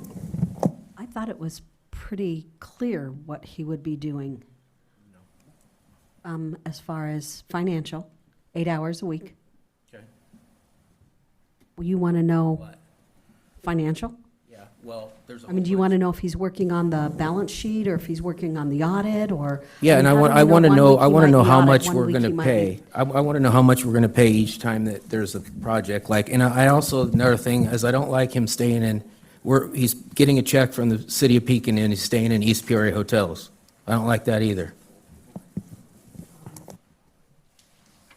So I understand the East Peoria hotel comment. I could tell you that probably 98% of the time, he stayed at the Holiday Inn Express in That's right. Pekin, except when they were shut down for code-related issues that were shut down by Nick McQuett, because they had, I don't recall what the specifics were out there, but they had to close down, so he had to stay somewhere else, and he ended up in East Peoria because that's what was available at the time. We didn't have any other rooms in any of our That- hotels. That he Okay. could get in at that time, yeah. Okay, that's fine.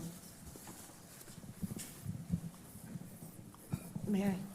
Please, Ms. Phillips. Well, I just want to say that having been an auditor and a city auditor as well, not just an auditor, I have a pretty good idea of the kind of work that he'll be doing in helping Mr. Dabrowski. And I think his rate is very reasonable for this kind of professional service.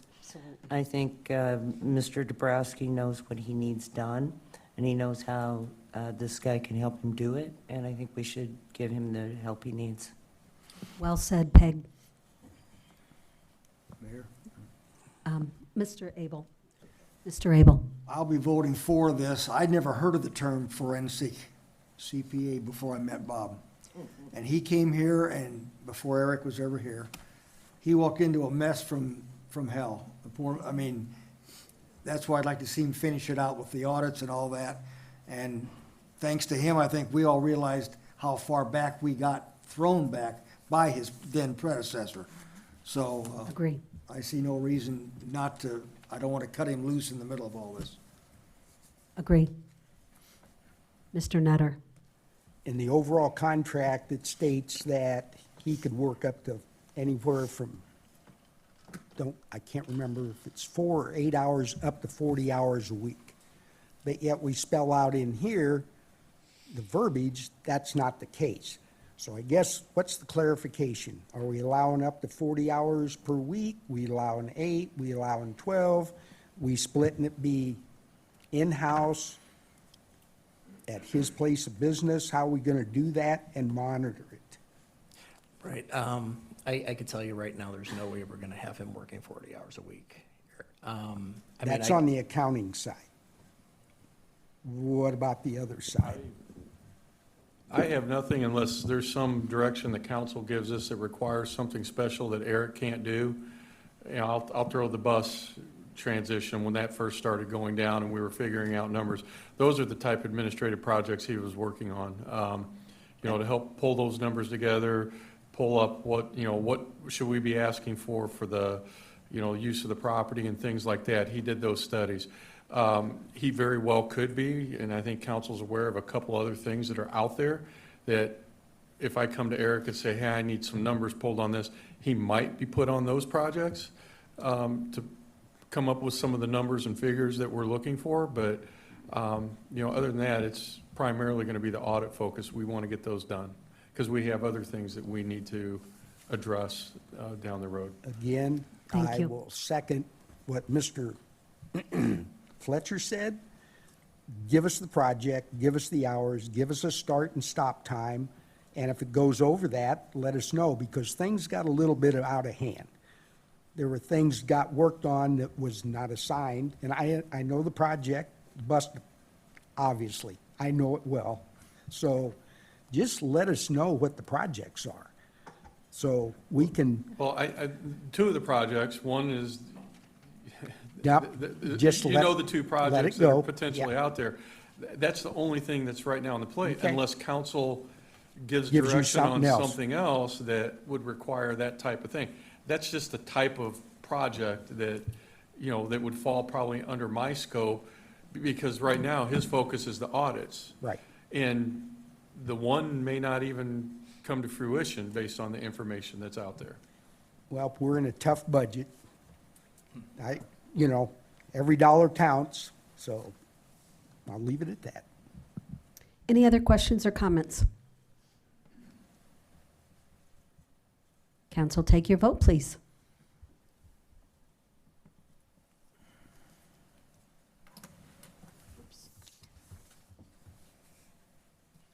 Motion passes 4-3. We have now come down to 8.2. Please, Chairman would entertain a motion. Madam Mayor, I move resolution number 389-25/26, authorizing repair costs for hydrostall pump by Superior Industrial Equipment be approved. Second? Motion made by Mr. Fletcher and second by Mr. Abel. Mr. Dossi, once again. Thank you, Mayor. This is for the approval to spend $34,170.73 on required repairs of a hydrostall pump that is non-functional at the wastewater treatment plant, and to waive competitive bidding requirements for this expense.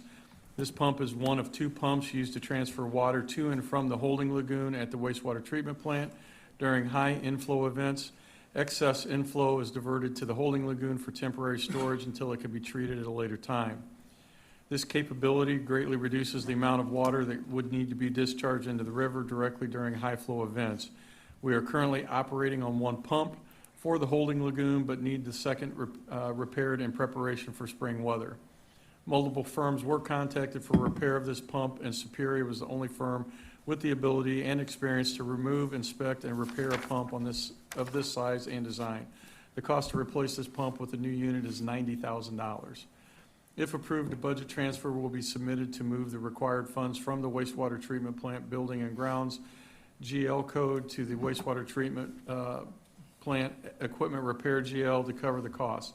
Staff is recommending approval of the funds and a waiver of the competitive bidding requirements for this repair cost. Simon can speak a little bit more on any questions. Does anyone have questions for Simon? Mr. Grimm, sorry. Council, take your vote, please.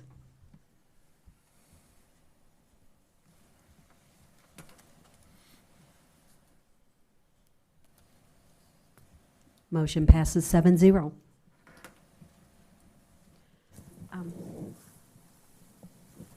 Mr. Darcy, should we let them go? Or do they want to finish staying? Dr. Owens? I thought she was staying here to be entertained. Yeah, you're more than welcome to leave if you would like, but if you want to stay, you can stay. All right, thank you. I should have said that earlier. Okay. Chair would now entertain a motion for 8.3, please. Madam Mayor, I move that resolution number 390-25/26, approving the purchase of a 2026 Polaris Ranger utility terrain vehicle from Polaris Sales Incorporated be approved. Second. Motion made by Mr. Fletcher and second by Ms. Hoheimer. Mr. Darcy. Thank you, Mayor. Hopefully I do Chief Rainey a little justice here. The Pekin Police Department is seeking the approval to purchase a 2026 Polaris utility terrain vehicle to assist in the enforcement of numerous city ordinances and state laws. The vehicle would also be utilized for parades and public events. The purchase of this vehicle would allow officers to cover large areas of land, including the 5 miles of the Pekin Riverfront, in a much more effective and efficient manner while conducting routine patrols and taking enforcement actions. This vehicle would be purchased with state asset forfeiture funds that were seized from a local illegal narcotics dealer proceeds and not city funds. An accompanying budget amendment reflects the additional state forfeiture revenues received in the fiscal year 25-26 budget and will provide the funds necessary for the purchase of this vehicle. I do have, Eric could speak a little bit on any of the budget transfers or any of the finance issues on that, and then Deputy Chief Wilmert is here to speak with any questions from the police department perspective. Chief Wilmert, do you have anything to add to? No, I think the city manager kind of covered it. All right, thank you. Mr. Dabrowski. This budget amendment actually took place last meeting. Oh, okay. Any questions? Mr. Fletcher. I know Seth's not here, but I do want to commend him because I think I got an email from him at least 10 days ago, and I'd like to see that happen from more of the staff. But anyway, 10 days ago or so, he explained what this was for, how it would be purchased, and, you know, it's not being purchased by taxpayer money, so I'm all for it. Anytime that we can take something away from the bad guys and spend their money, I'm all for it, but I just wanted to commend him, and he reached out early to let us know if there was questions. That part is true. Thank you. Anyone else? Council, take your vote, please.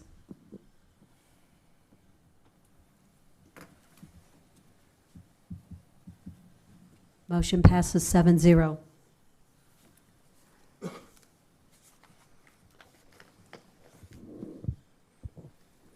Chief Wilmert, I would hope that you relay that to your Chief Randy, excuse me. I of course will, thank you. Sorry. Chair would entertain a motion for 8.4, please.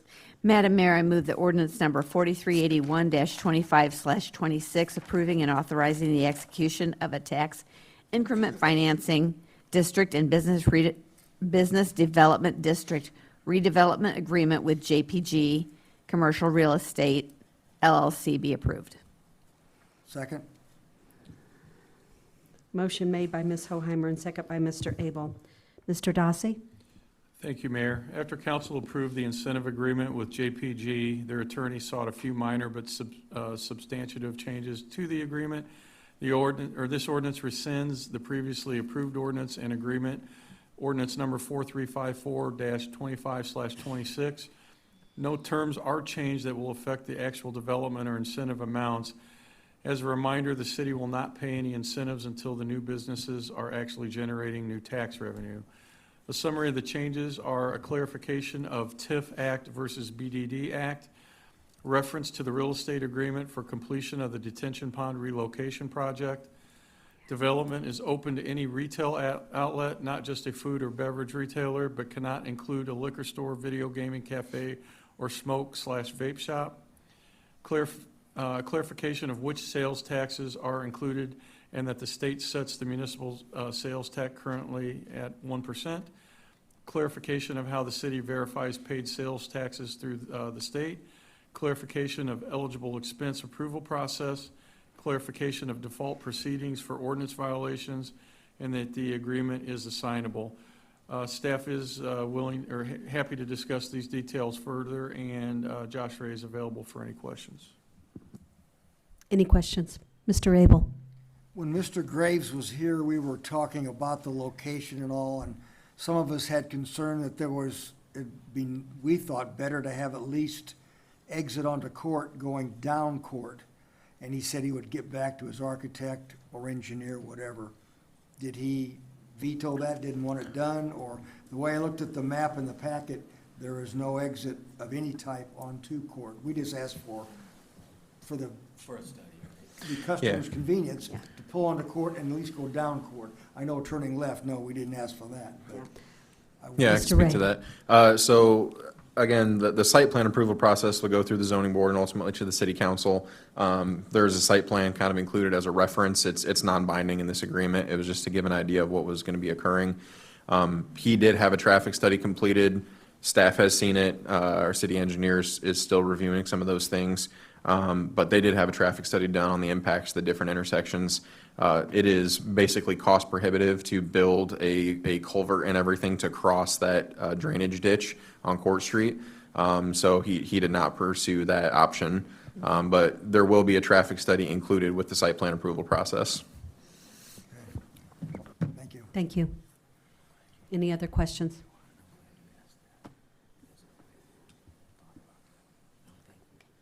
Council, take your vote, please.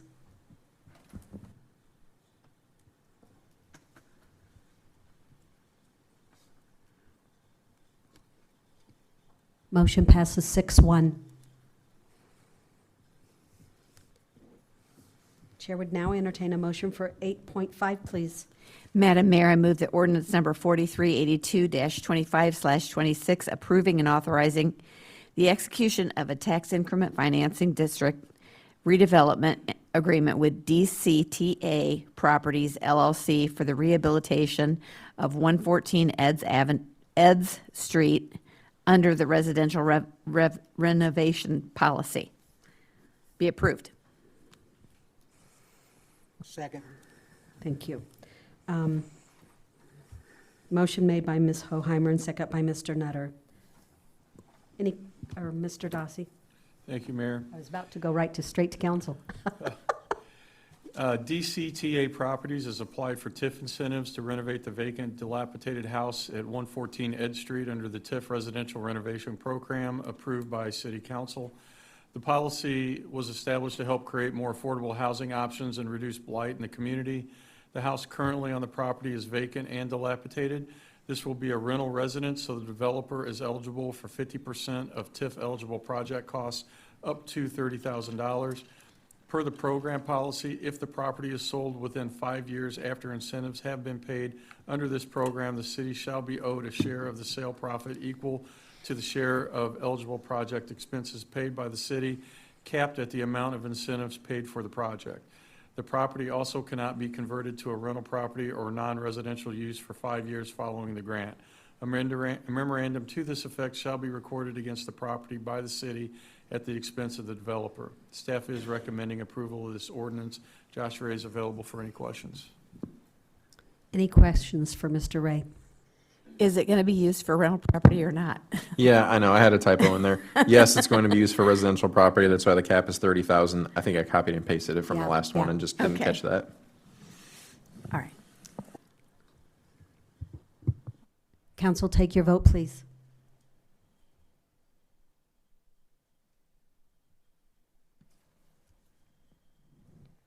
Motion passes 6-1. And if I can take a moment, Ms. Anderson, are you still in the room? Oh, there you are. Can you come to the podium for a moment? So Tara has done an outstanding job on, I don't even know the address, it's East Shore. Yeah. And there was is it 4 or 6? 6. I'd like for you to tell us a little bit about what you have done to that property, because it was really bad, and it looks fabulous now. Basically, we renovated it from like the ground up. So we did new plumbing, electrical, you name it, it's been redone. HVAC, plumbing, floor, everything. So I'm certain, I appreciate you coming forward for another piece of blighted area and want to renovate it for us. Thank you so much. I'm lucky enough that I got to see your project every day when I went home, and it's beautiful. Thank you for giving back to Pekin. Thank you. Thank you.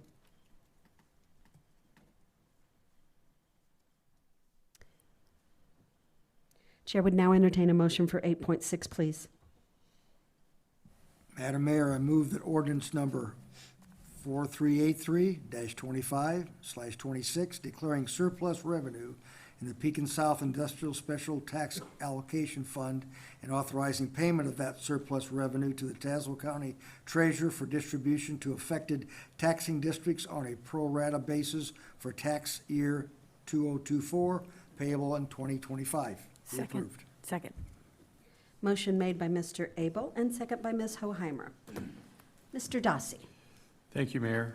The city has intergovernmental agreements with other taxing districts to declare a surplus in the South Industrial Park TIF district each year equal to 25% of the total incremental real estate tax revenue received by the Southern Industrial Park TIF. Based on the tax revenue received in fiscal year 26 of $486,685, staff has prepared a surplus declaration equal to 25% of that amount, $121,671.25. Once approved, staff will send a signed copy of the ordinance with the surplus check to the county for disbursement prorated based on each taxing district's share of the combined tax rate. As a matter of information, the city has similar agreements for other TIF districts, but only with the school districts and only for capital costs incurred, similar to a private TIF agreement. Those payments will be made along with these payments from the Southern Industrial Park TIF.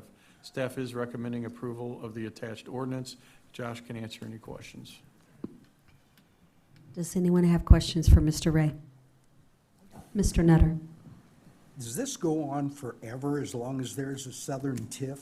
Yes. Well, I should say it would go on as long as intergovernmental agreements are in place, which I'm sure match the life of the TIF, but I could check that. If you would, check and see if there's a date in there at all. And Yeah. then the other side is, what if we don't have a surplus? No, so we budget a surplus every year. Like by intergovernmental agreement, we have to do this. So when we're preparing the budget, you'll see in Fund 273, there is a line for surplus declaration, and we budget 25% or whatever we think the revenue is going to be. As an expense? Yes. Okay, thank you. I also just want to note, through the finance department's auditing work, we actually found that a couple years ago, council approved this ordinance for that year, and for whatever reason, the city never actually paid it out. So we will also be making that payment. And that is something that the treasurer legally has to do. I mean, you get it, Yeah. she's got to disperse it. Correct. I know it's a she. Sorry. Yeah, Mr. Hilst. So it shows the city share out of this is gonna be roughly $17,500. Where's that money gonna go once we receive that? Goes to our general real estate tax Yeah, I line, was I going to say believe. it's property tax. So will it be distributed and split up for the fire and police pensions? I don't know if you know an Since answer that's to where that, all of Eric. our real estate's supposed to go, that's not included in the TIF?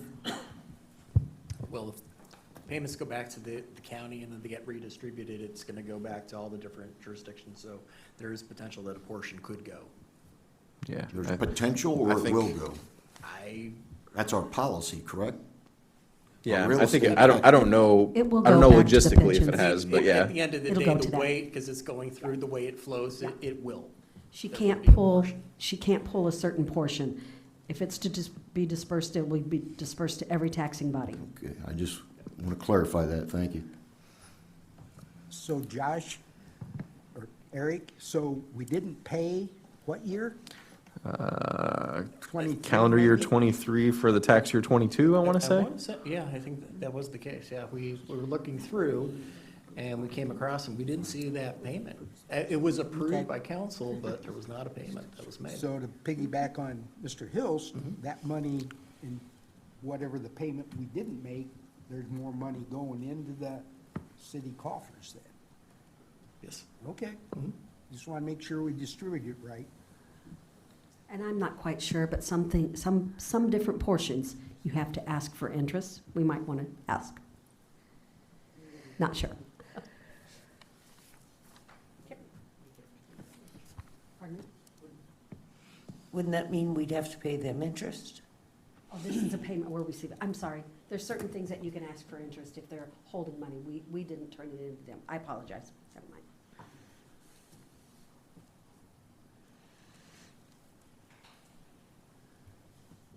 Any other questions? Council, take your vote, please.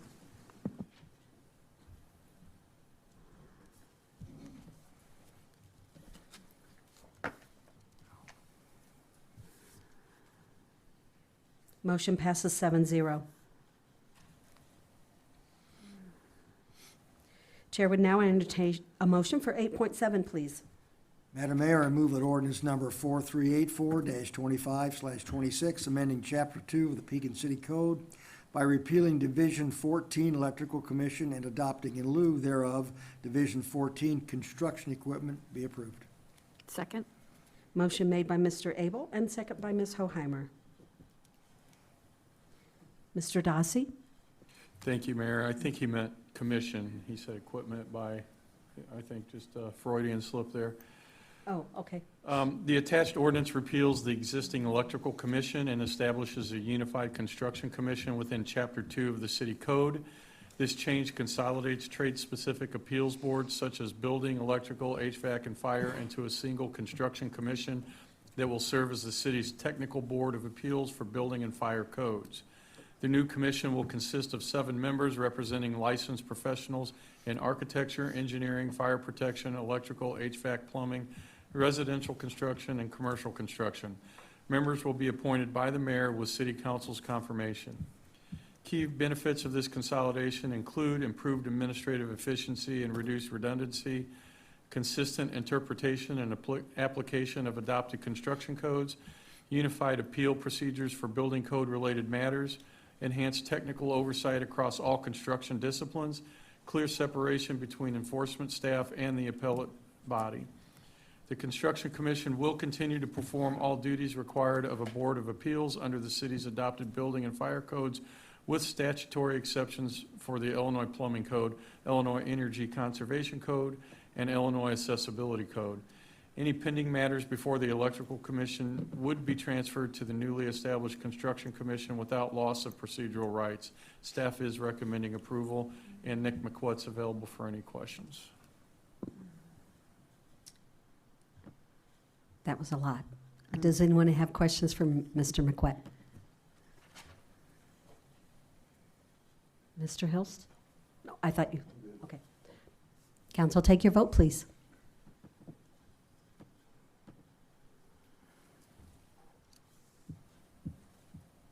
Motion passes 7-0. We have now come down to item 8.8, which is a discussion of school bus transition update. Do we still need to do that? Yeah, no, I can jump in on that. I think there's really not a whole lot more on the transition to go. I think council passed tonight the plan for District 303. District 108 is completely outsourcing. They are acquiring their own property, and they're not going to require any of our services. We're still on track for the dissolution of the bus department at the end of the contract right now. I know that we've already had communication with the bus company to pick up the buses. and we're just working through everything. I know that District 108 recently just posted the job on, I believe, Indeed. And I know that 303's already hired and their staff that they need. There's going to be less buses. About the same time our buses are going out, their new buses will be coming in, and we'll work with them as far as setting up their office space and everything and moving forward from there. So if you have any specific questions, happy to answer them, but it's moving along as anticipated. Perfect, thank you. We have now come down to item 8.9, which is a discussion of transition to biweekly recycling update. Once again, Mr. Dossi. Thank you, Mayor. I sent out to council here at the end of February an executive memo kind of regarding the events that occurred. I apologize for the communication. I had some things going on at the time, so that's a failure on my part, so I own that. But I did put everything in here together and the reasons why the decision was made to go to every other week. 2 people went out on injury and 1 person took another position that put us in a quandary for manpower down there at the time. Public Works Director had already been working on looking at the solid waste at direction of council and could there be any efficiency. And after talking with the foreman and the street department supervisor, they determined that this would be an opportune time. In particular, we had an RFP out, and they just felt that trying to hire somebody and to maintain that weekly status of recycling, it just wasn't the right thing to do at the time, in particular if council were for whatever reason to determine from that RFP that they wanted to outsource. You would be in essence turning around potentially and laying that person off. Some of the benefits of going to the every other week recycling is it's looking to reduce overtime required to cover the routes, decreasing fuel consumption, minimizing mechanical wear and tear on the equipment, and better aligning staff levels with the operational demand. I know that just the back of the envelope math, when we look at the recycling budget, is anywhere between 90,000 and being conservative, up to about 120,000 that we're going to be saving, cutting that in half. If you go look at the budget that I believe Eric just sent out, divide that by 2, and that's going to be roughly the cost savings that you're going to get. Now, there could be some other intangibles on that. Some of the things that we propose, because there is that cost saving that's going to be in there, is we do recommend, and it'll be coming to council at the next meeting, is to purchase the city will purchase the 96-gallon totes, and we're going to offer those free of charge until May 31st, at which time it would jump to $60 at that point. So from now, and if people will go ahead and apply, we don't have the carts yet, we're waiting for them to be delivered. We'll bring the rest of it to council for the purchase of the rest of the totes. We will offer those free, so they just have to go and sign up for it, and as soon as they're available, they'll get delivered. We're also looking at if people want to, they could still use their 64-gallon totes. We'll still pick those up, so they in essence would have a 64-gallon tote and a 96-gallon tote. If they're worried about overflow, there seem to be a handful of people that had that concern. They can certainly use that, so that should fix that problem. But also, if somebody wants to further save themselves some money and not use the craft bags, they can contact the city. The stickers are free. They can make it a recycle bin or a yard waste bin so they don't have to purchase those lawn bags. Just request the stickers and put on there. And I think that we are either going to change the lids or make a suggestion to them on that lid. The one thing that we are looking at right now, and we have a little time, it would be some ordinance change, 2 ordinance changes that come before council. One is that we're going to pick up the 96-gallon tote, but the other one is we're going to recommend a senior citizen discount for residents age 65 and older. I know one individual that would probably be very happy with that, so post well about me.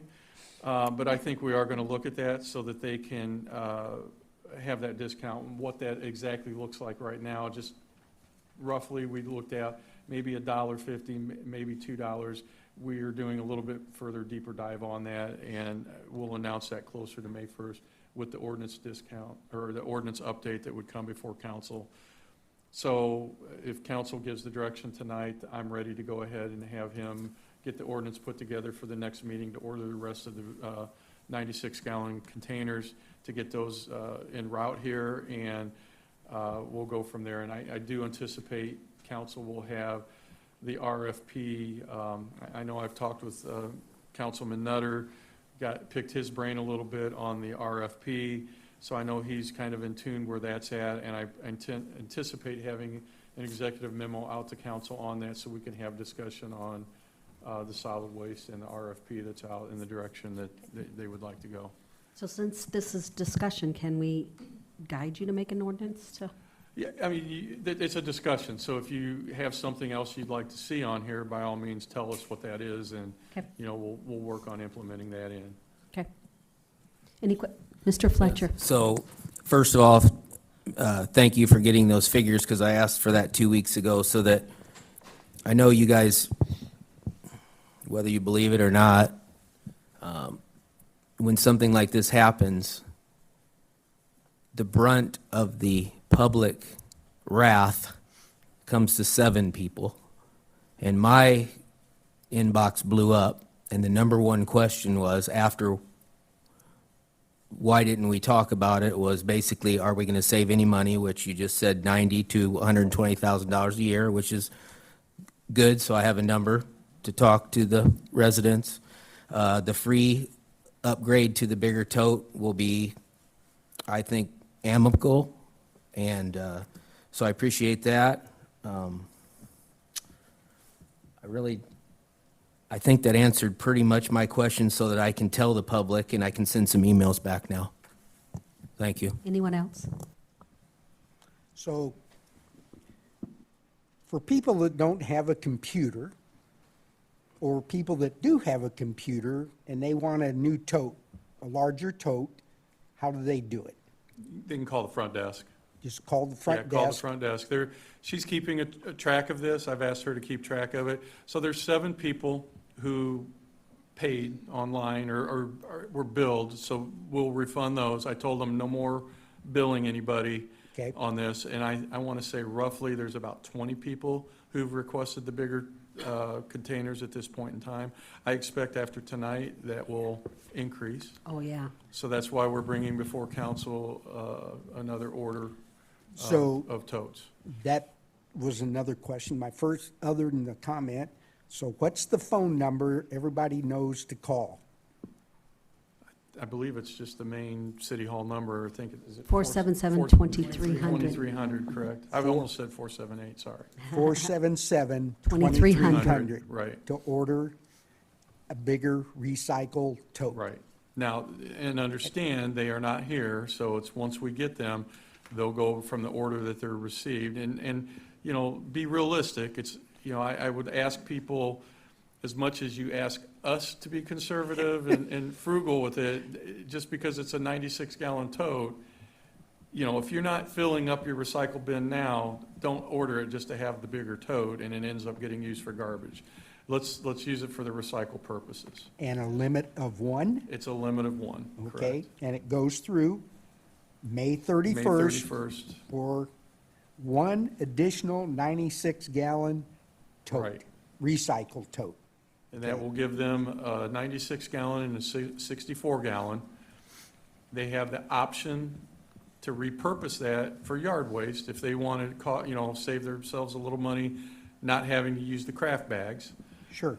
So they don't have to go purchase those at Menards or Lowe's or Home Depot or wherever. And they could just get the stickers here, which are already free of charge, and put that on there. And I believe Simon was looking at replacing those lids with a, I don't know if it's a green or whatever, what color, or, you know, whatever that is with the spare parts that they have. Okay. So, Mr. Dossi, that is refurbishing the 64, not the 96. Because that'd be way too heavy for grass clippings. Right. Yeah, yeah. It'd be So heavy. the 64-gallon Yeah. container, they would refurbish that Yeah. one, yeah. I just wanted to clarify. So I got a message today. I didn't know we were recycling every other week. How come I wasn't notified? Well, we know there's been some issues with that, so I don't know how we do this I trust Mr. Stein's gonna write about this, and it'll probably pop up in my phone in the middle of the night, like he Yeah, wakes me yeah. up I often. certainly hope not. And we'll put some other things. I will tell you that, you know, I'm just gonna share our conversation. I told you I didn't receive it, and then I pulled my garbage can up and it was on, I missed it. I just didn't see it. It was hanging on the back of my recycle tote, and I didn't see it initially. So they were in plastic bags, and I will direct Public Works Director to put them out again if we have to on that. I don't know what to believe, because from what I've been told by a couple council members, there's been multiple people that were upset about it and heard about it. Oh, yes. This young lady sitting here came in and we had conversation about it, so. Yep. Yeah, and you're not doing what you said. Oh, I'm whoa. doing everything I said. No, you told me he was gonna do Whoop, this out of order. experiment, and in May. Mary, the out of discussion order. started over. It sounds like the discussion's done. It's gonna be in the- Let's So go back to this- our This meeting is here. what we're proposing, and then May 1st is Yeah. when everything goes in to ordinance. So the final question is, which Mr. Fletcher and I have talked about, there is no reduction in the cost because we're still collecting the We're still tonnage that collecting we're the same collecting. tonnage, correct. Right. All So, we've done is regionally, Peoria, East Peoria, Washington, all the municipalities around us already have gone to every other week to be more operationally efficient based on the tonnage that they're doing. And that's where we're trying to get to right now, based on the staff reduction that we currently had.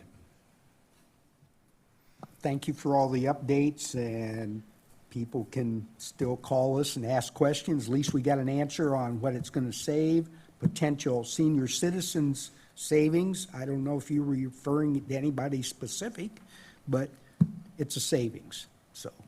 I'm sure they know. So I got a couple questions on that then. So when you're talking about ordering these 96-gallon totes, are they just gonna be the regular totes with the gray lids, or are they gonna have recycled red lids on them? They'll have the red lids, from my understanding. Yeah, they'll be the red lids, recycling on the side, similar to what the 64 gallons have So they wouldn't currently. be able to use those for garbage even if they wanted to anyway? Correct, yeah. Right, okay. And then the 64-gallon, those are just gonna have red lids on them, even if you choose to turn them into a yard waste tote? You just put the sticker on it and that makes it a yard waste tote? That's where we're looking. Yeah, in the interim, what we would ask is if they could spray paint it green, the lid, to kind of help with that just visual recognition as our drivers are going down the street. But having the stickers on the four sides should be clear enough indicator that that's for yard waste. Okay, and then how's the city determining how many of those totes you're gonna order? Since you know there's probably gonna be some more people sign up for those. I mean, Right. we don't ever get a solid answer on how many people actually recycle. Right, And out of those that do recycle, some could probably put it out every other week because they just don't have as much as others, and then others would want that 96-gallon. So how do you determine And that's how many that's you where order we're- so you don't have a bunch sitting We're in asking people surplus? because, you know, just monitoring a lot of the social media chatter, you know, there's people that are saying that they don't fill theirs up now. I would ask that if they don't fill up the 64-gallon now, don't ask for the 96-gallon tote just because we're offering it free for a couple of months. This is trying to get those people, trying to reimburse these people who are recycling and they're overflowing it or they're filling it up every week. We're trying to Right. accommodate that. Right. I don't want to throw the number out here, there, well, you'll know at the next meeting once we determine it, but, based on the numbers that Simon's been tracking, and I'll let him use the language he was using, it's roughly, just based on the tonnage, roughly 9% diversion rate that goes to recycle. So the recycling's not as robust, I guess, that where we would like it to be. We'd like it to be higher than that 9%, but that's roughly the number of recycling tonnage, the diversion rate that goes into the recycling. of the total tonnage that's submitted, you know, in solid waste. So, you know, we're hoping that, and I'll let Simon, you got that look.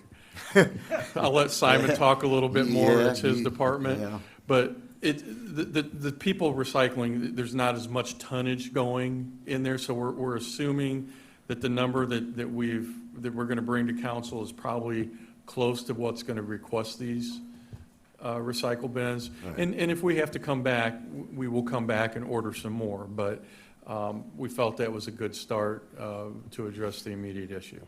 And those are gonna be handed out free if your name's on the list It's by gonna be, May yeah, 31st. by May 31st. Even if they haven't been delivered yet. Correct, So as long as your name's on that list, by May 31st, you will get a free one. correct. Okay, thank you.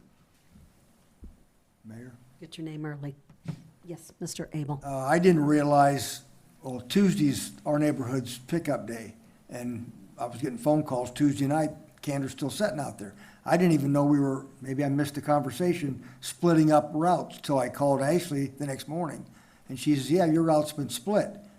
She says, didn't you see the bag on, I said, there was nobody in this neighborhood got a bag attached to anything. I've talked to other people in other parts of town, so they have not everybody's gotten that bag you're all talking Right. about. And so that was a conversation that Simon and I had had. We think, you know, because there's certain people that don't put it out every week. So they may have been out putting the bags out and they got missed. So they're gonna go back out and that's what we're gonna do. We're gonna have them put those bags back out again. Has the map on there. I said the same thing. I didn't think I had it, and then I found it like 2 days later.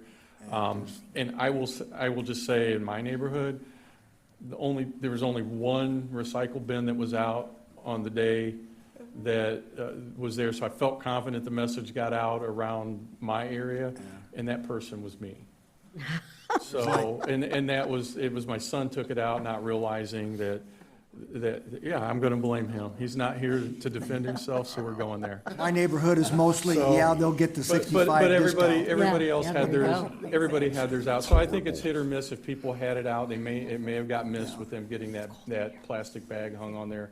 So I'll make sure that they do that again as they're out delivering. Okay, very good. So I know this was hindsight, so you gonna put them on the recycle, or you gonna put them on the garbage totes? It will have them on whatever's out there. So it doesn't matter if you got a recycle or regular garbage, Right. you're gonna get a bag on one of those totes. Correct. Thank you. Thank you. We could do multiple if you'd like. On them on all of them. Oh, All right.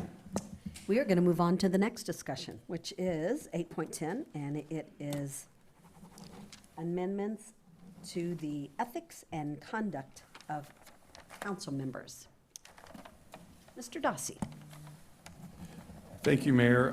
This was requested by Councilman Nutter.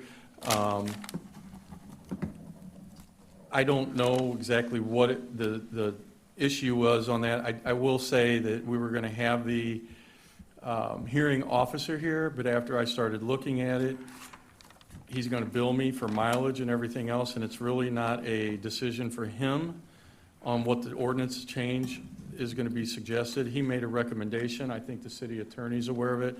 I felt it was more appropriate for Jim to do that versus paying him to come in here and say, well, that's not my role. I just made an observation and I pointed something out to you. So. No, I'm good with that. I just wanted to say, it wasn't, there was no nefarious thing in not bringing him here. It was just, I started thinking, why am I going to pay him to come here? And he's going to pass it over to our city attorney anyway. Well, I just want to read a couple things, since I am the one that brought it up. And this is from Mr. Greenberg in his 4-page summary of 2 complaints.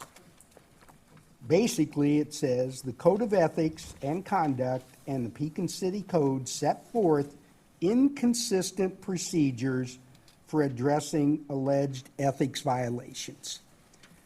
Part of that comes from the fact of who does it go to? It goes to the city clerk and I forget who else. But then there's 2 different things. One, what goes, if a council member files a complaint, how is that handled? How is it handled versus a citizen complaint?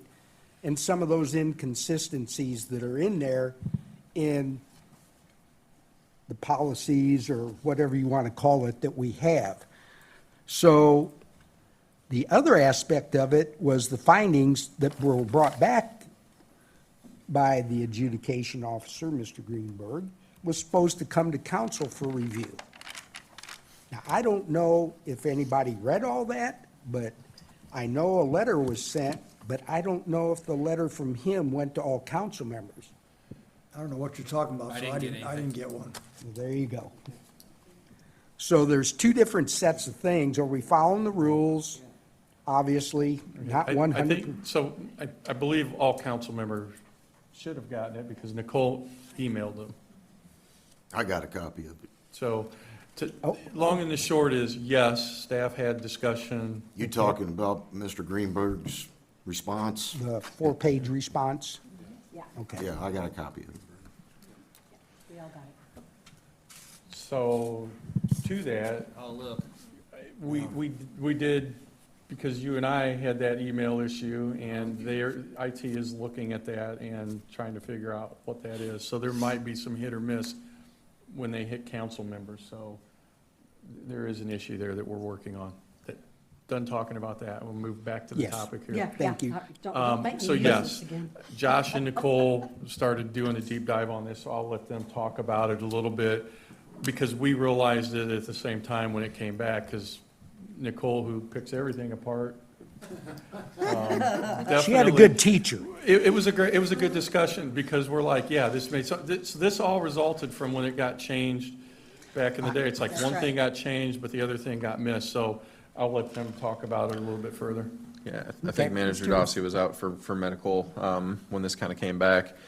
So Nicole and I looked at the history. It appears like a few years ago, there was changes to the ethics policy, and there was an ethics commission, and all this stuff, and it appears that an ordinance was approved to change the city code, and then an ordinance or resolution or policy should have also been approved to modify the separate document, the policy, and that got tabled indefinitely or to some effect. So the two things should have happened at the same time so that this conflict didn't create. And the city council back then, just for whatever reason, voted to table something and never brought it back. So basically, the conflict does exist. We followed the procedure as set forth in the city code, because the text of the city code would supersede an external policy if they're in direct conflict. So staff believes that it was done in accordance with, requirements of law, and what we should do then is, staff should bring you an ordinance or resolution to fix the conflict. And I think that's to your point, Mr. Nutter, is we just need to fix that procedural conflict. And, to your point about it coming to city council, as it says in the city code, that, the written report shall be sent to city council. It doesn't necessarily say it's like, becomes an agenda item or anything if there's no finding upon a complaint. So again, that's where it was sent to the council members, technical issues aside, we'll make sure all the council members have it. So I think that's what we're proposing as staff, is to bring you something at a future agenda or future council meeting to fix the conflict between the two documents. All I want is consistency, because when it came back, some of the things that were said, I'm going, well, wait a minute. It doesn't match up from citizen to council member, et cetera. Sure. Let's make them consistent. So Yeah. there isn't, I'm not going to say two sets of rules, but two sets of guidelines of where does it go? Yep. So I appreciate that you've looked at it, look forward to the update, and we'll move forward. Sounds good. Any other business to come before the council? Mr. Dossi?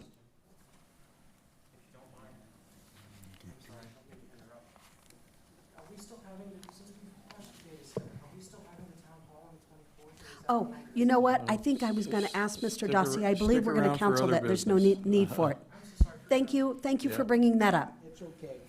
Yep. We've got it covered. Oh, my goodness. So, Mr. Dossi, we are going to announce that it Yeah, is not going to be, so- okay. Yeah, so that, let me go through my list. Don't ruin my I know it. evening. I am so sorry, I forgot. Fix here. Just a reminder, Court Street construction's back in full swing, so we ask that drivers use caution, in particular up around 8th Street Oh, yeah. when it goes into the two lanes. It's narrow, so be careful. The budget draft was posted online. There's one at the front desk. If you guys want to reach out, if you have any questions, let me know, and we'll sit down with you and go through and answer those questions. I want to make everybody aware of Severe Weather Tuesday tomorrow. We're supposed to get hit pretty hard right now. Weathermen are the only ones that can be wrong and Still have their graciously job. move along, but these are the ones that concern us. Tony's been keeping us up to date. I've been talking with Simon in Public Works just to make sure we're ready if we have to do any tree removal from the roads or anything like that. So we're prepared. It looks like we're supposed to get 2 rounds. It's still kind of up in the air, you know how it is today. But tomorrow we should get a little bit better updates. So Tony and the fire department will keep us updated on that. And in regards to the town hall meeting, there's no point in having a town hall meeting at this point in time. So I will be contacting the school tomorrow to tell them that we are no longer going to have that town hall at their facility. Very good. Thank you so much. And Eric has something here. I do want to dovetail on the budget item. So we do have the proposed, the recommended, staff recommended budget that is available online at the front counter, what have you, and you had copies provided tonight. We still have time to go ahead and meet, and we would look forward to meeting with folks so we can discuss and, if there's any questions, but if there's any other potential changes or things that you'd like to see, we still have opportunity for that prior to public hearings and potential adoption of the budget in April. So just to clarify. Thank you. Any other staff? I believe that was it. All my stuff I pulled from them. Okay. Well, Rick, am I back on picking on you first? You choose whoever you want, Mary. I'll go first or last. You go for it. Okay. I just want to start out by giving a shout out to 8th Street Cafe, who just recently came into town and bought one of our old rickety buildings that had been sitting empty for quite a few years and renovated it and opened it up as a little diner restaurant and has been doing pretty dang well ever since they've been open. And they happen to be on a little show on our local news. It's called You Gotta Eat, which gave them some good advertisement on there, and it was all good reviews. And I think it's a great example of somebody that can come into Pekin and renovate one of those old buildings like that, open it up and be successful and do all that without asking for any TIF funding. So shout out to the owners of that 8th Street Cafe. The next thing I want to bring up is the data center. I had quite a bit I was going to say about that tonight, barring this pamphlet that the mayor sent out before the meeting started. But I am still going to say a few things on it. I've never been a supporter of that from day one. I voted no to purchase the property to begin with when it was going to be a 4-year no-interest payment. Then we went out and got a split loan for 20 years with an interest rate attached to it. So the $14 million cost just went up to $28 million. I voted against that. And then the same night, they voted to sell 321 acres of that property to WHP, which I also voted against. So hopefully my votes carried a little weight to the public to let everybody know where I stood on this from day one and listen to everybody that's been complaining and had concerns after the fact. And unfortunately, the main reason that the city went out and got the loan for that was so they could hurry up and sell it to WHP, which now looks like is going by the wayside. And the taxpayers are still on the hook for that loan for $28 million on an appraised $14 million 1,000 acres of property. So, it just, the whole thing hasn't made sense to me from day one. But I stand behind everybody out there in the public. Now I want to address this letter that the mayor gave us. So I appreciate it, and I appreciate not moving forward with it. But the way I read this, it says will not move forward with this project at this time. And then the last paragraph on that first page says, at this time, it is not the right project for Pekin. And ironically, when it was just asked about the town hall meeting, the city manager just said there'd be no reason to have that meeting at this point in time.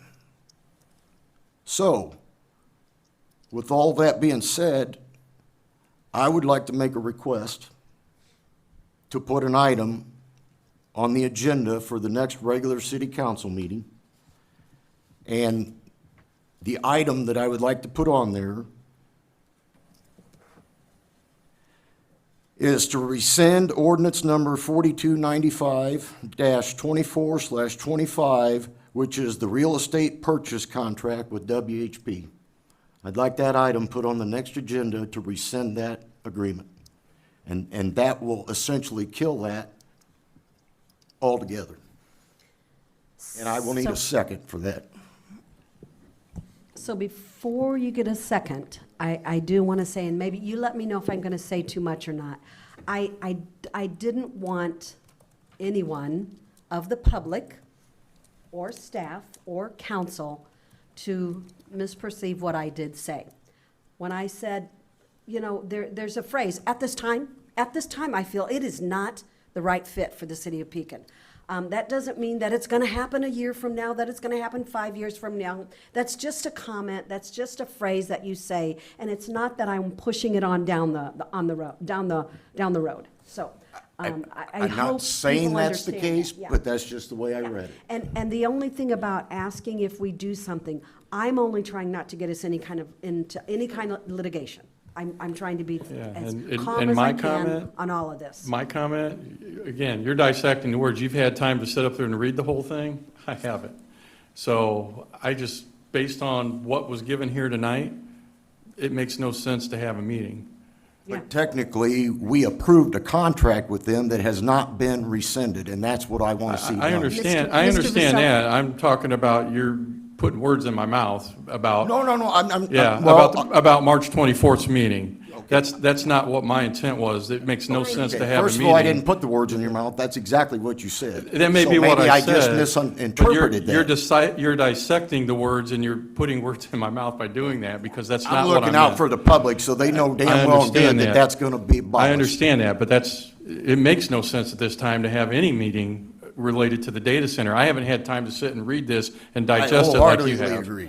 Yeah. So- I think it just kind of, I don't know, at this time, just really upset some people, and it really shouldn't. Because I'm not saying it's going to happen 2 years from now, 5 years from now, whoever. I'm just saying this was not a fit for Pekin. I won't say any more. And as far as the legalities of rescinding that, I don't know. That's a legal thing he's looking up. That might be something he has to get back to you on. I don't know. I would like to look into one aspect of that. I understand what you're getting at, and I do Yeah, understand. I get it too. Yeah, I just want to. But if it gets a second and goes on the agenda, and then an issue comes up between now and then, but, I mean, I don't have time for you to look at that, because I have to request that tonight. Here's how we think we put it. If we can do it without getting sued or there being any litigation, I don't have a problem with it, but of putting it on the agenda, that's what we have legal for. That's what he's trying to vet and make sure we can do that. Well, wouldn't you get sued by her saying that we're not doing it anyway? That's what I said. I was trying to be very careful not to say too much. Right. I thought it was pretty good what I said. He's just trying to clarify in writing that this is what we're gonna do. Yeah.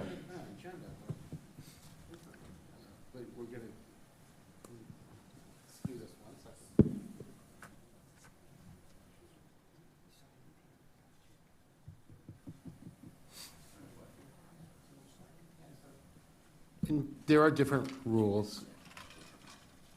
I second the motion. He got a second. There we go. We're good. We're good. Okay, so, And in all fairness yeah. to this legal Yeah. staff, you need to research it, find out Yeah, where I we're appreciate at that. That's and exactly what I everything was else. saying, yeah. None of us expect you to make that decision tonight. So just put it on the agenda for the 23rd, and however it has to be worded, I forget all the words, but I'm going to bore everybody for 30 seconds. There are different ways under Robert's rules that things come in and then go off. And reconsider, rescind, renew, these are all different procedures under Robert's rules, and they are treated differently. For example, if, for some issues, if you've expended money or entered into a contract, you can't come back and rescind it. It's just against parliamentary procedure. And I researched all that before I came to this meeting tonight. Sure, and I believe. Some of them, like reconsider, they're on a timeline, you have to do it in a certain amount of time. Correct, and a motion As to long as rescind is nothing's been done oftentimes that can't potentially be undone. And a motion to rescind is oftentimes tied to a contract, and in that contract, once there's action taken, such as the deposit of earnest money, you can't As undo long that as nothing's fact. been done. Right, but, okay, I'm gonna research it. We'll come back with a memorandum, and there will be some sort of feedback on this. There's clearly an obligation. Two people on this body want to see something on this matter on the agenda, and that will be respected. Yeah, I mean, that will be respected. I had a first wanna and make second. sure- Yeah, I will make sure that it's just done the right way. There's a as you know, if we're looking at it, there's renew, which is, I think, is paragraph 28, reconsider, and there's rescind. And they all have different qualifications, and you could use them within timelines or anything like that. so we have it by the 23rd, do you believe? I look forward to issuing both memoranda by the 23rd, Mr. Nutter. Both memorandums. Well, there's a memorandum from earlier in the evening. Oh, yes. Relative to the use of TIF Yes. funds outside of a TIF district. Yes, thank you. You'll have both, yeah. Those are both covered under the retainer, so you're not paying additional funds for both of those things. I just want to be clear that it's not on there, there's no extra funds being expended. So I have a first from Mr. Hilston, a second from Mr. Nutter. No, no, I'm just saying. That's all I have, Mayor, thank you. Okay. Mr. Nutter, Wow, this has been an exciting night, to say the least. it so- certainly has. So I have a question about supermajority. So who determines the supermajority number of council votes? How is that determined? Look at it, he's ready to answer. No, you go ahead, you're the attorney, you get to do this. Maybe 3 memos tonight, Mr. Nutter. It depends on the action, right? In some matters, a supermajority is determined by the whole of the corporate authorities. In some matters, and most often, it's by the board, the city council, or it's the council members. If you would have a specific item, I could tell you, but if there was but generally, it's usually 2/3, sometimes it's 3/4, and oftentimes it's the legislative body sans the executive. I would have to look at our code to see if the city has adopted rules in opposite of that, and there are certain circumstances where the executive would vote on that. If it says corporate authorities, the executive always votes. So if I told you I couldn't find any code that says that, or any ordinance, and maybe I looked at the wrong place, but I looked in the city code. So here's another challenge. Like tonight, we had the vote for the school bus contract. Had to be 6-1, supermajority. So I did some research also that supermajorities can be 60%, 2/3, and 70%, and even up to 75%. So it doesn't matter, let's say it's 60 and it comes up 4.26, no matter what it is, it all rounds up to the next highest number. Is go up. Always go up. So we don't get in this, and we do it every couple years, what's the supermajority? So should we have an ordinance or something in the code to spell that out? I believe we do. And I Okay, think and like I that- said, if I missed it, I apologize. But, council member, and again, I don't mean to, I apologize, Madam Chair, if I cut off the council member. Everybody's doing legal research tonight. This is great. I can put everybody to work. This is kidding. fantastic. But no, they are different. There are some 3/4, there's some 2/3, and it depends on the item. I believe that, for example, the passage of an annexation agreement is 2/3. I believe that a motion to rescind, if it's not on an agenda, is 2/3, but I will look into that before the next board meeting. They do change. I know our code has some specific rules. Obviously, we govern how we operate as an autonomous body. And so if you want a breakdown of some of the more common ones used, we can do that. If you are calling out a specific item, we could also do that. And just call, however you want it, we could get it done. Again, there If will be somebody from my staff- third memoranda before. Well, the if 23rd. there's something in there already, I wish staff would tell me where it's at so We'll I call can it out for find you. it, so. Yeah. We'll call it out for you. Okay, thank you. That's all. Are you good, or Ms. Phillips? Yeah, I could show, it says 3/4 in the code for a lease of property. I can show you. Ms. Phillips? Hi, everybody. I am glad that we're not going forward with the data center. And I want to call out Julianne. I am also a homebody, and I understand this is difficult for us sometimes to get out here. One of my big concerns was that not doing it here wouldn't mean that it wouldn't happen next door, and that we would bear all the cost and none of the regulatory and none of the revenues. And I want to encourage her, I'm counting on her and the rest of you to keep it from happening next door. And on that same vein, Governor Pritzker is proposing a 2-year moratorium. I encourage everyone to support that as well. But I'd like to say that the data center, there's a lot of work to do out there to protect us across everything. But if you're interested now in city stuff, this is a great time to tell the mayor, you'd love to volunteer to be on one of those future committees when we're looking for people to serve, because city administration is not what happens up here at the council and the few people here who run things. It's all of the committees, all of the citizens in town who are doing the groundwork on all of these projects. And I'd love to see a lot of this energy go into making more friends. Somebody mentioned at the last meeting that they made a new friend that they never thought they would like that type of person before. And I think this is the best way to remember we are a community. And the worst way to think of ourselves as a community is to be on Facebook.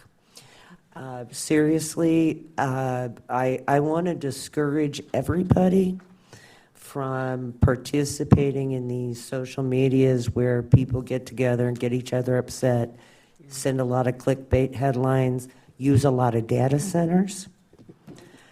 I am personally thinking every time now that I use my devices, every time I look something up, how many data centers are involved in this transaction?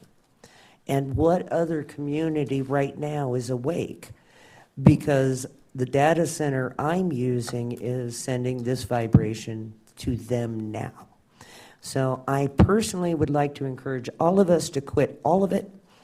Don't use AI, don't use social media. I think we should become as close to Amish as we can stand. So on that note.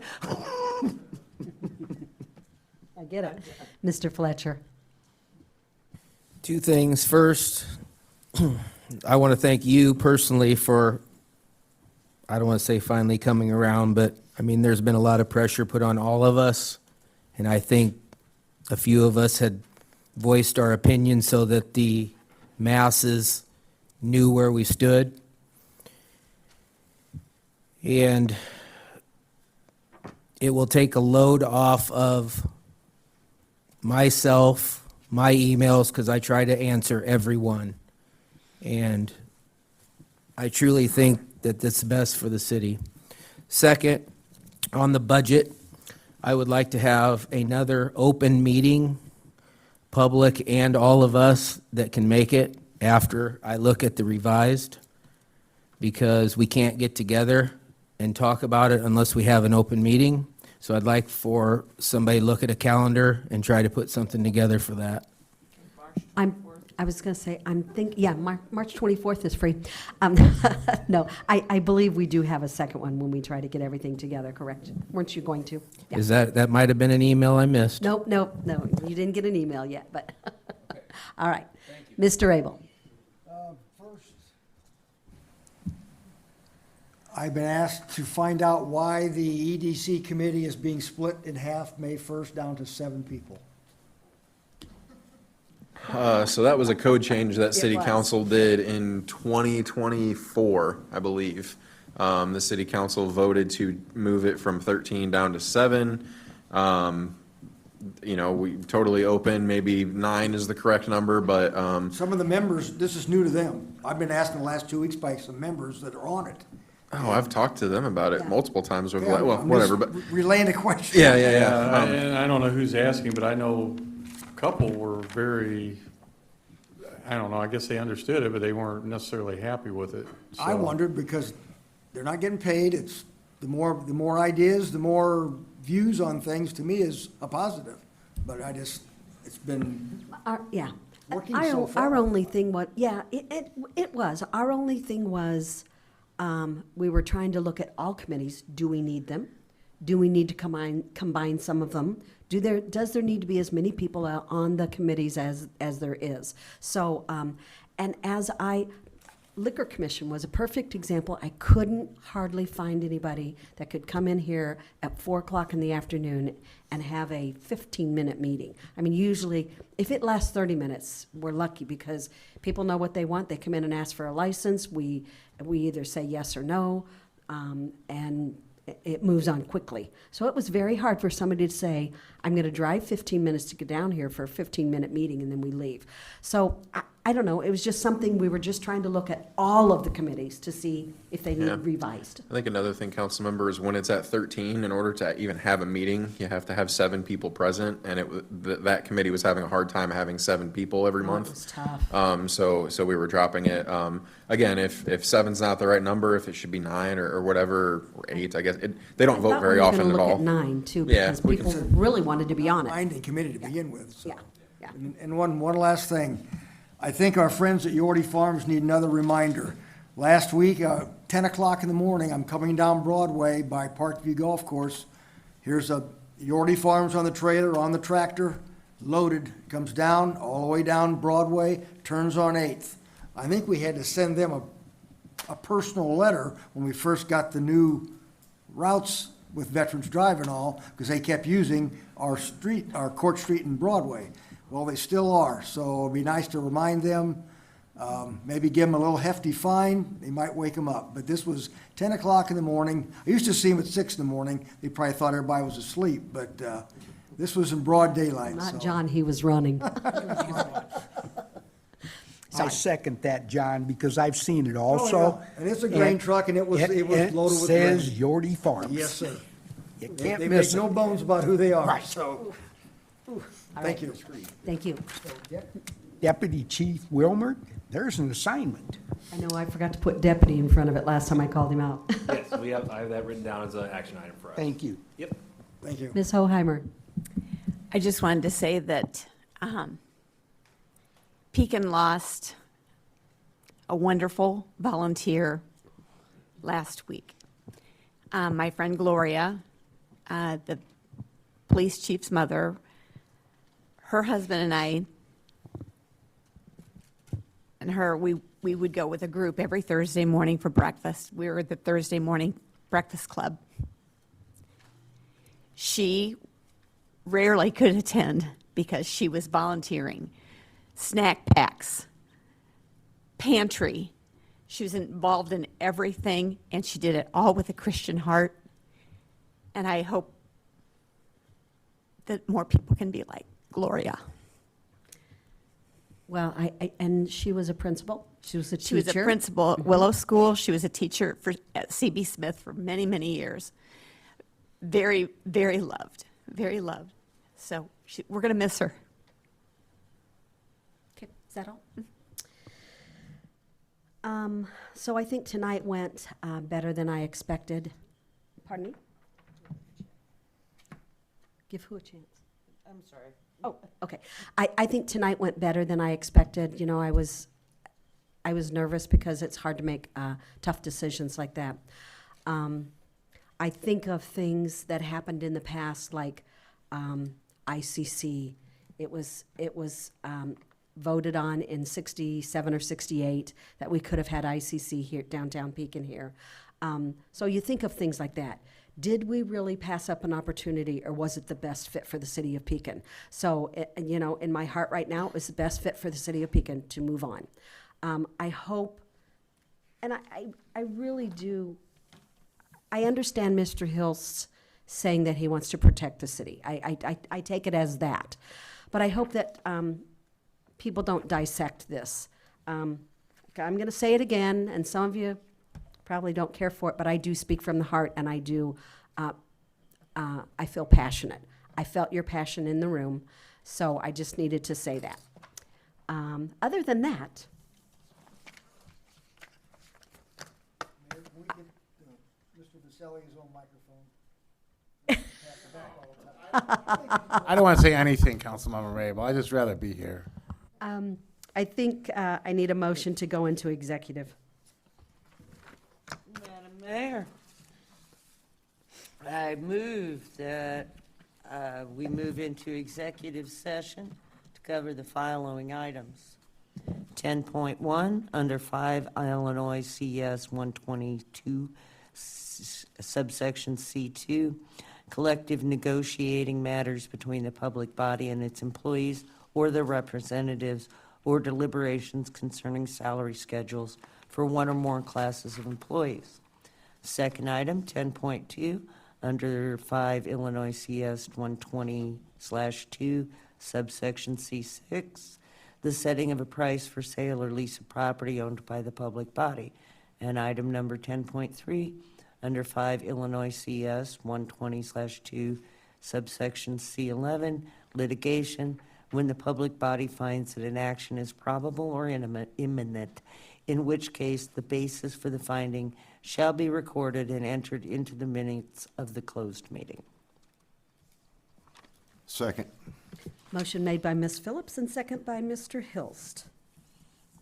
We will take a 10-minute break. I'm so sorry.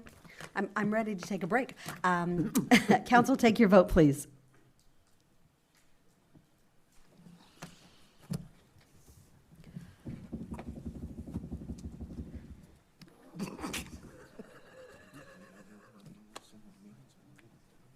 Did everyone vote? Dave, is your book? No, I voted. Okay. Madam Clerk, call the roll, please. We need a break. Councilmember Helst, Aye. Councilmember Abel, Aye. Councilmember Nutter, Aye. Councilmember Fletcher, Aye. Councilmember Phillips, Aye. Mayor Pro Tem Hoheimer, Aye. and Mayor Burris. Aye. Motion passes 7-0. We will take a 10-minute break.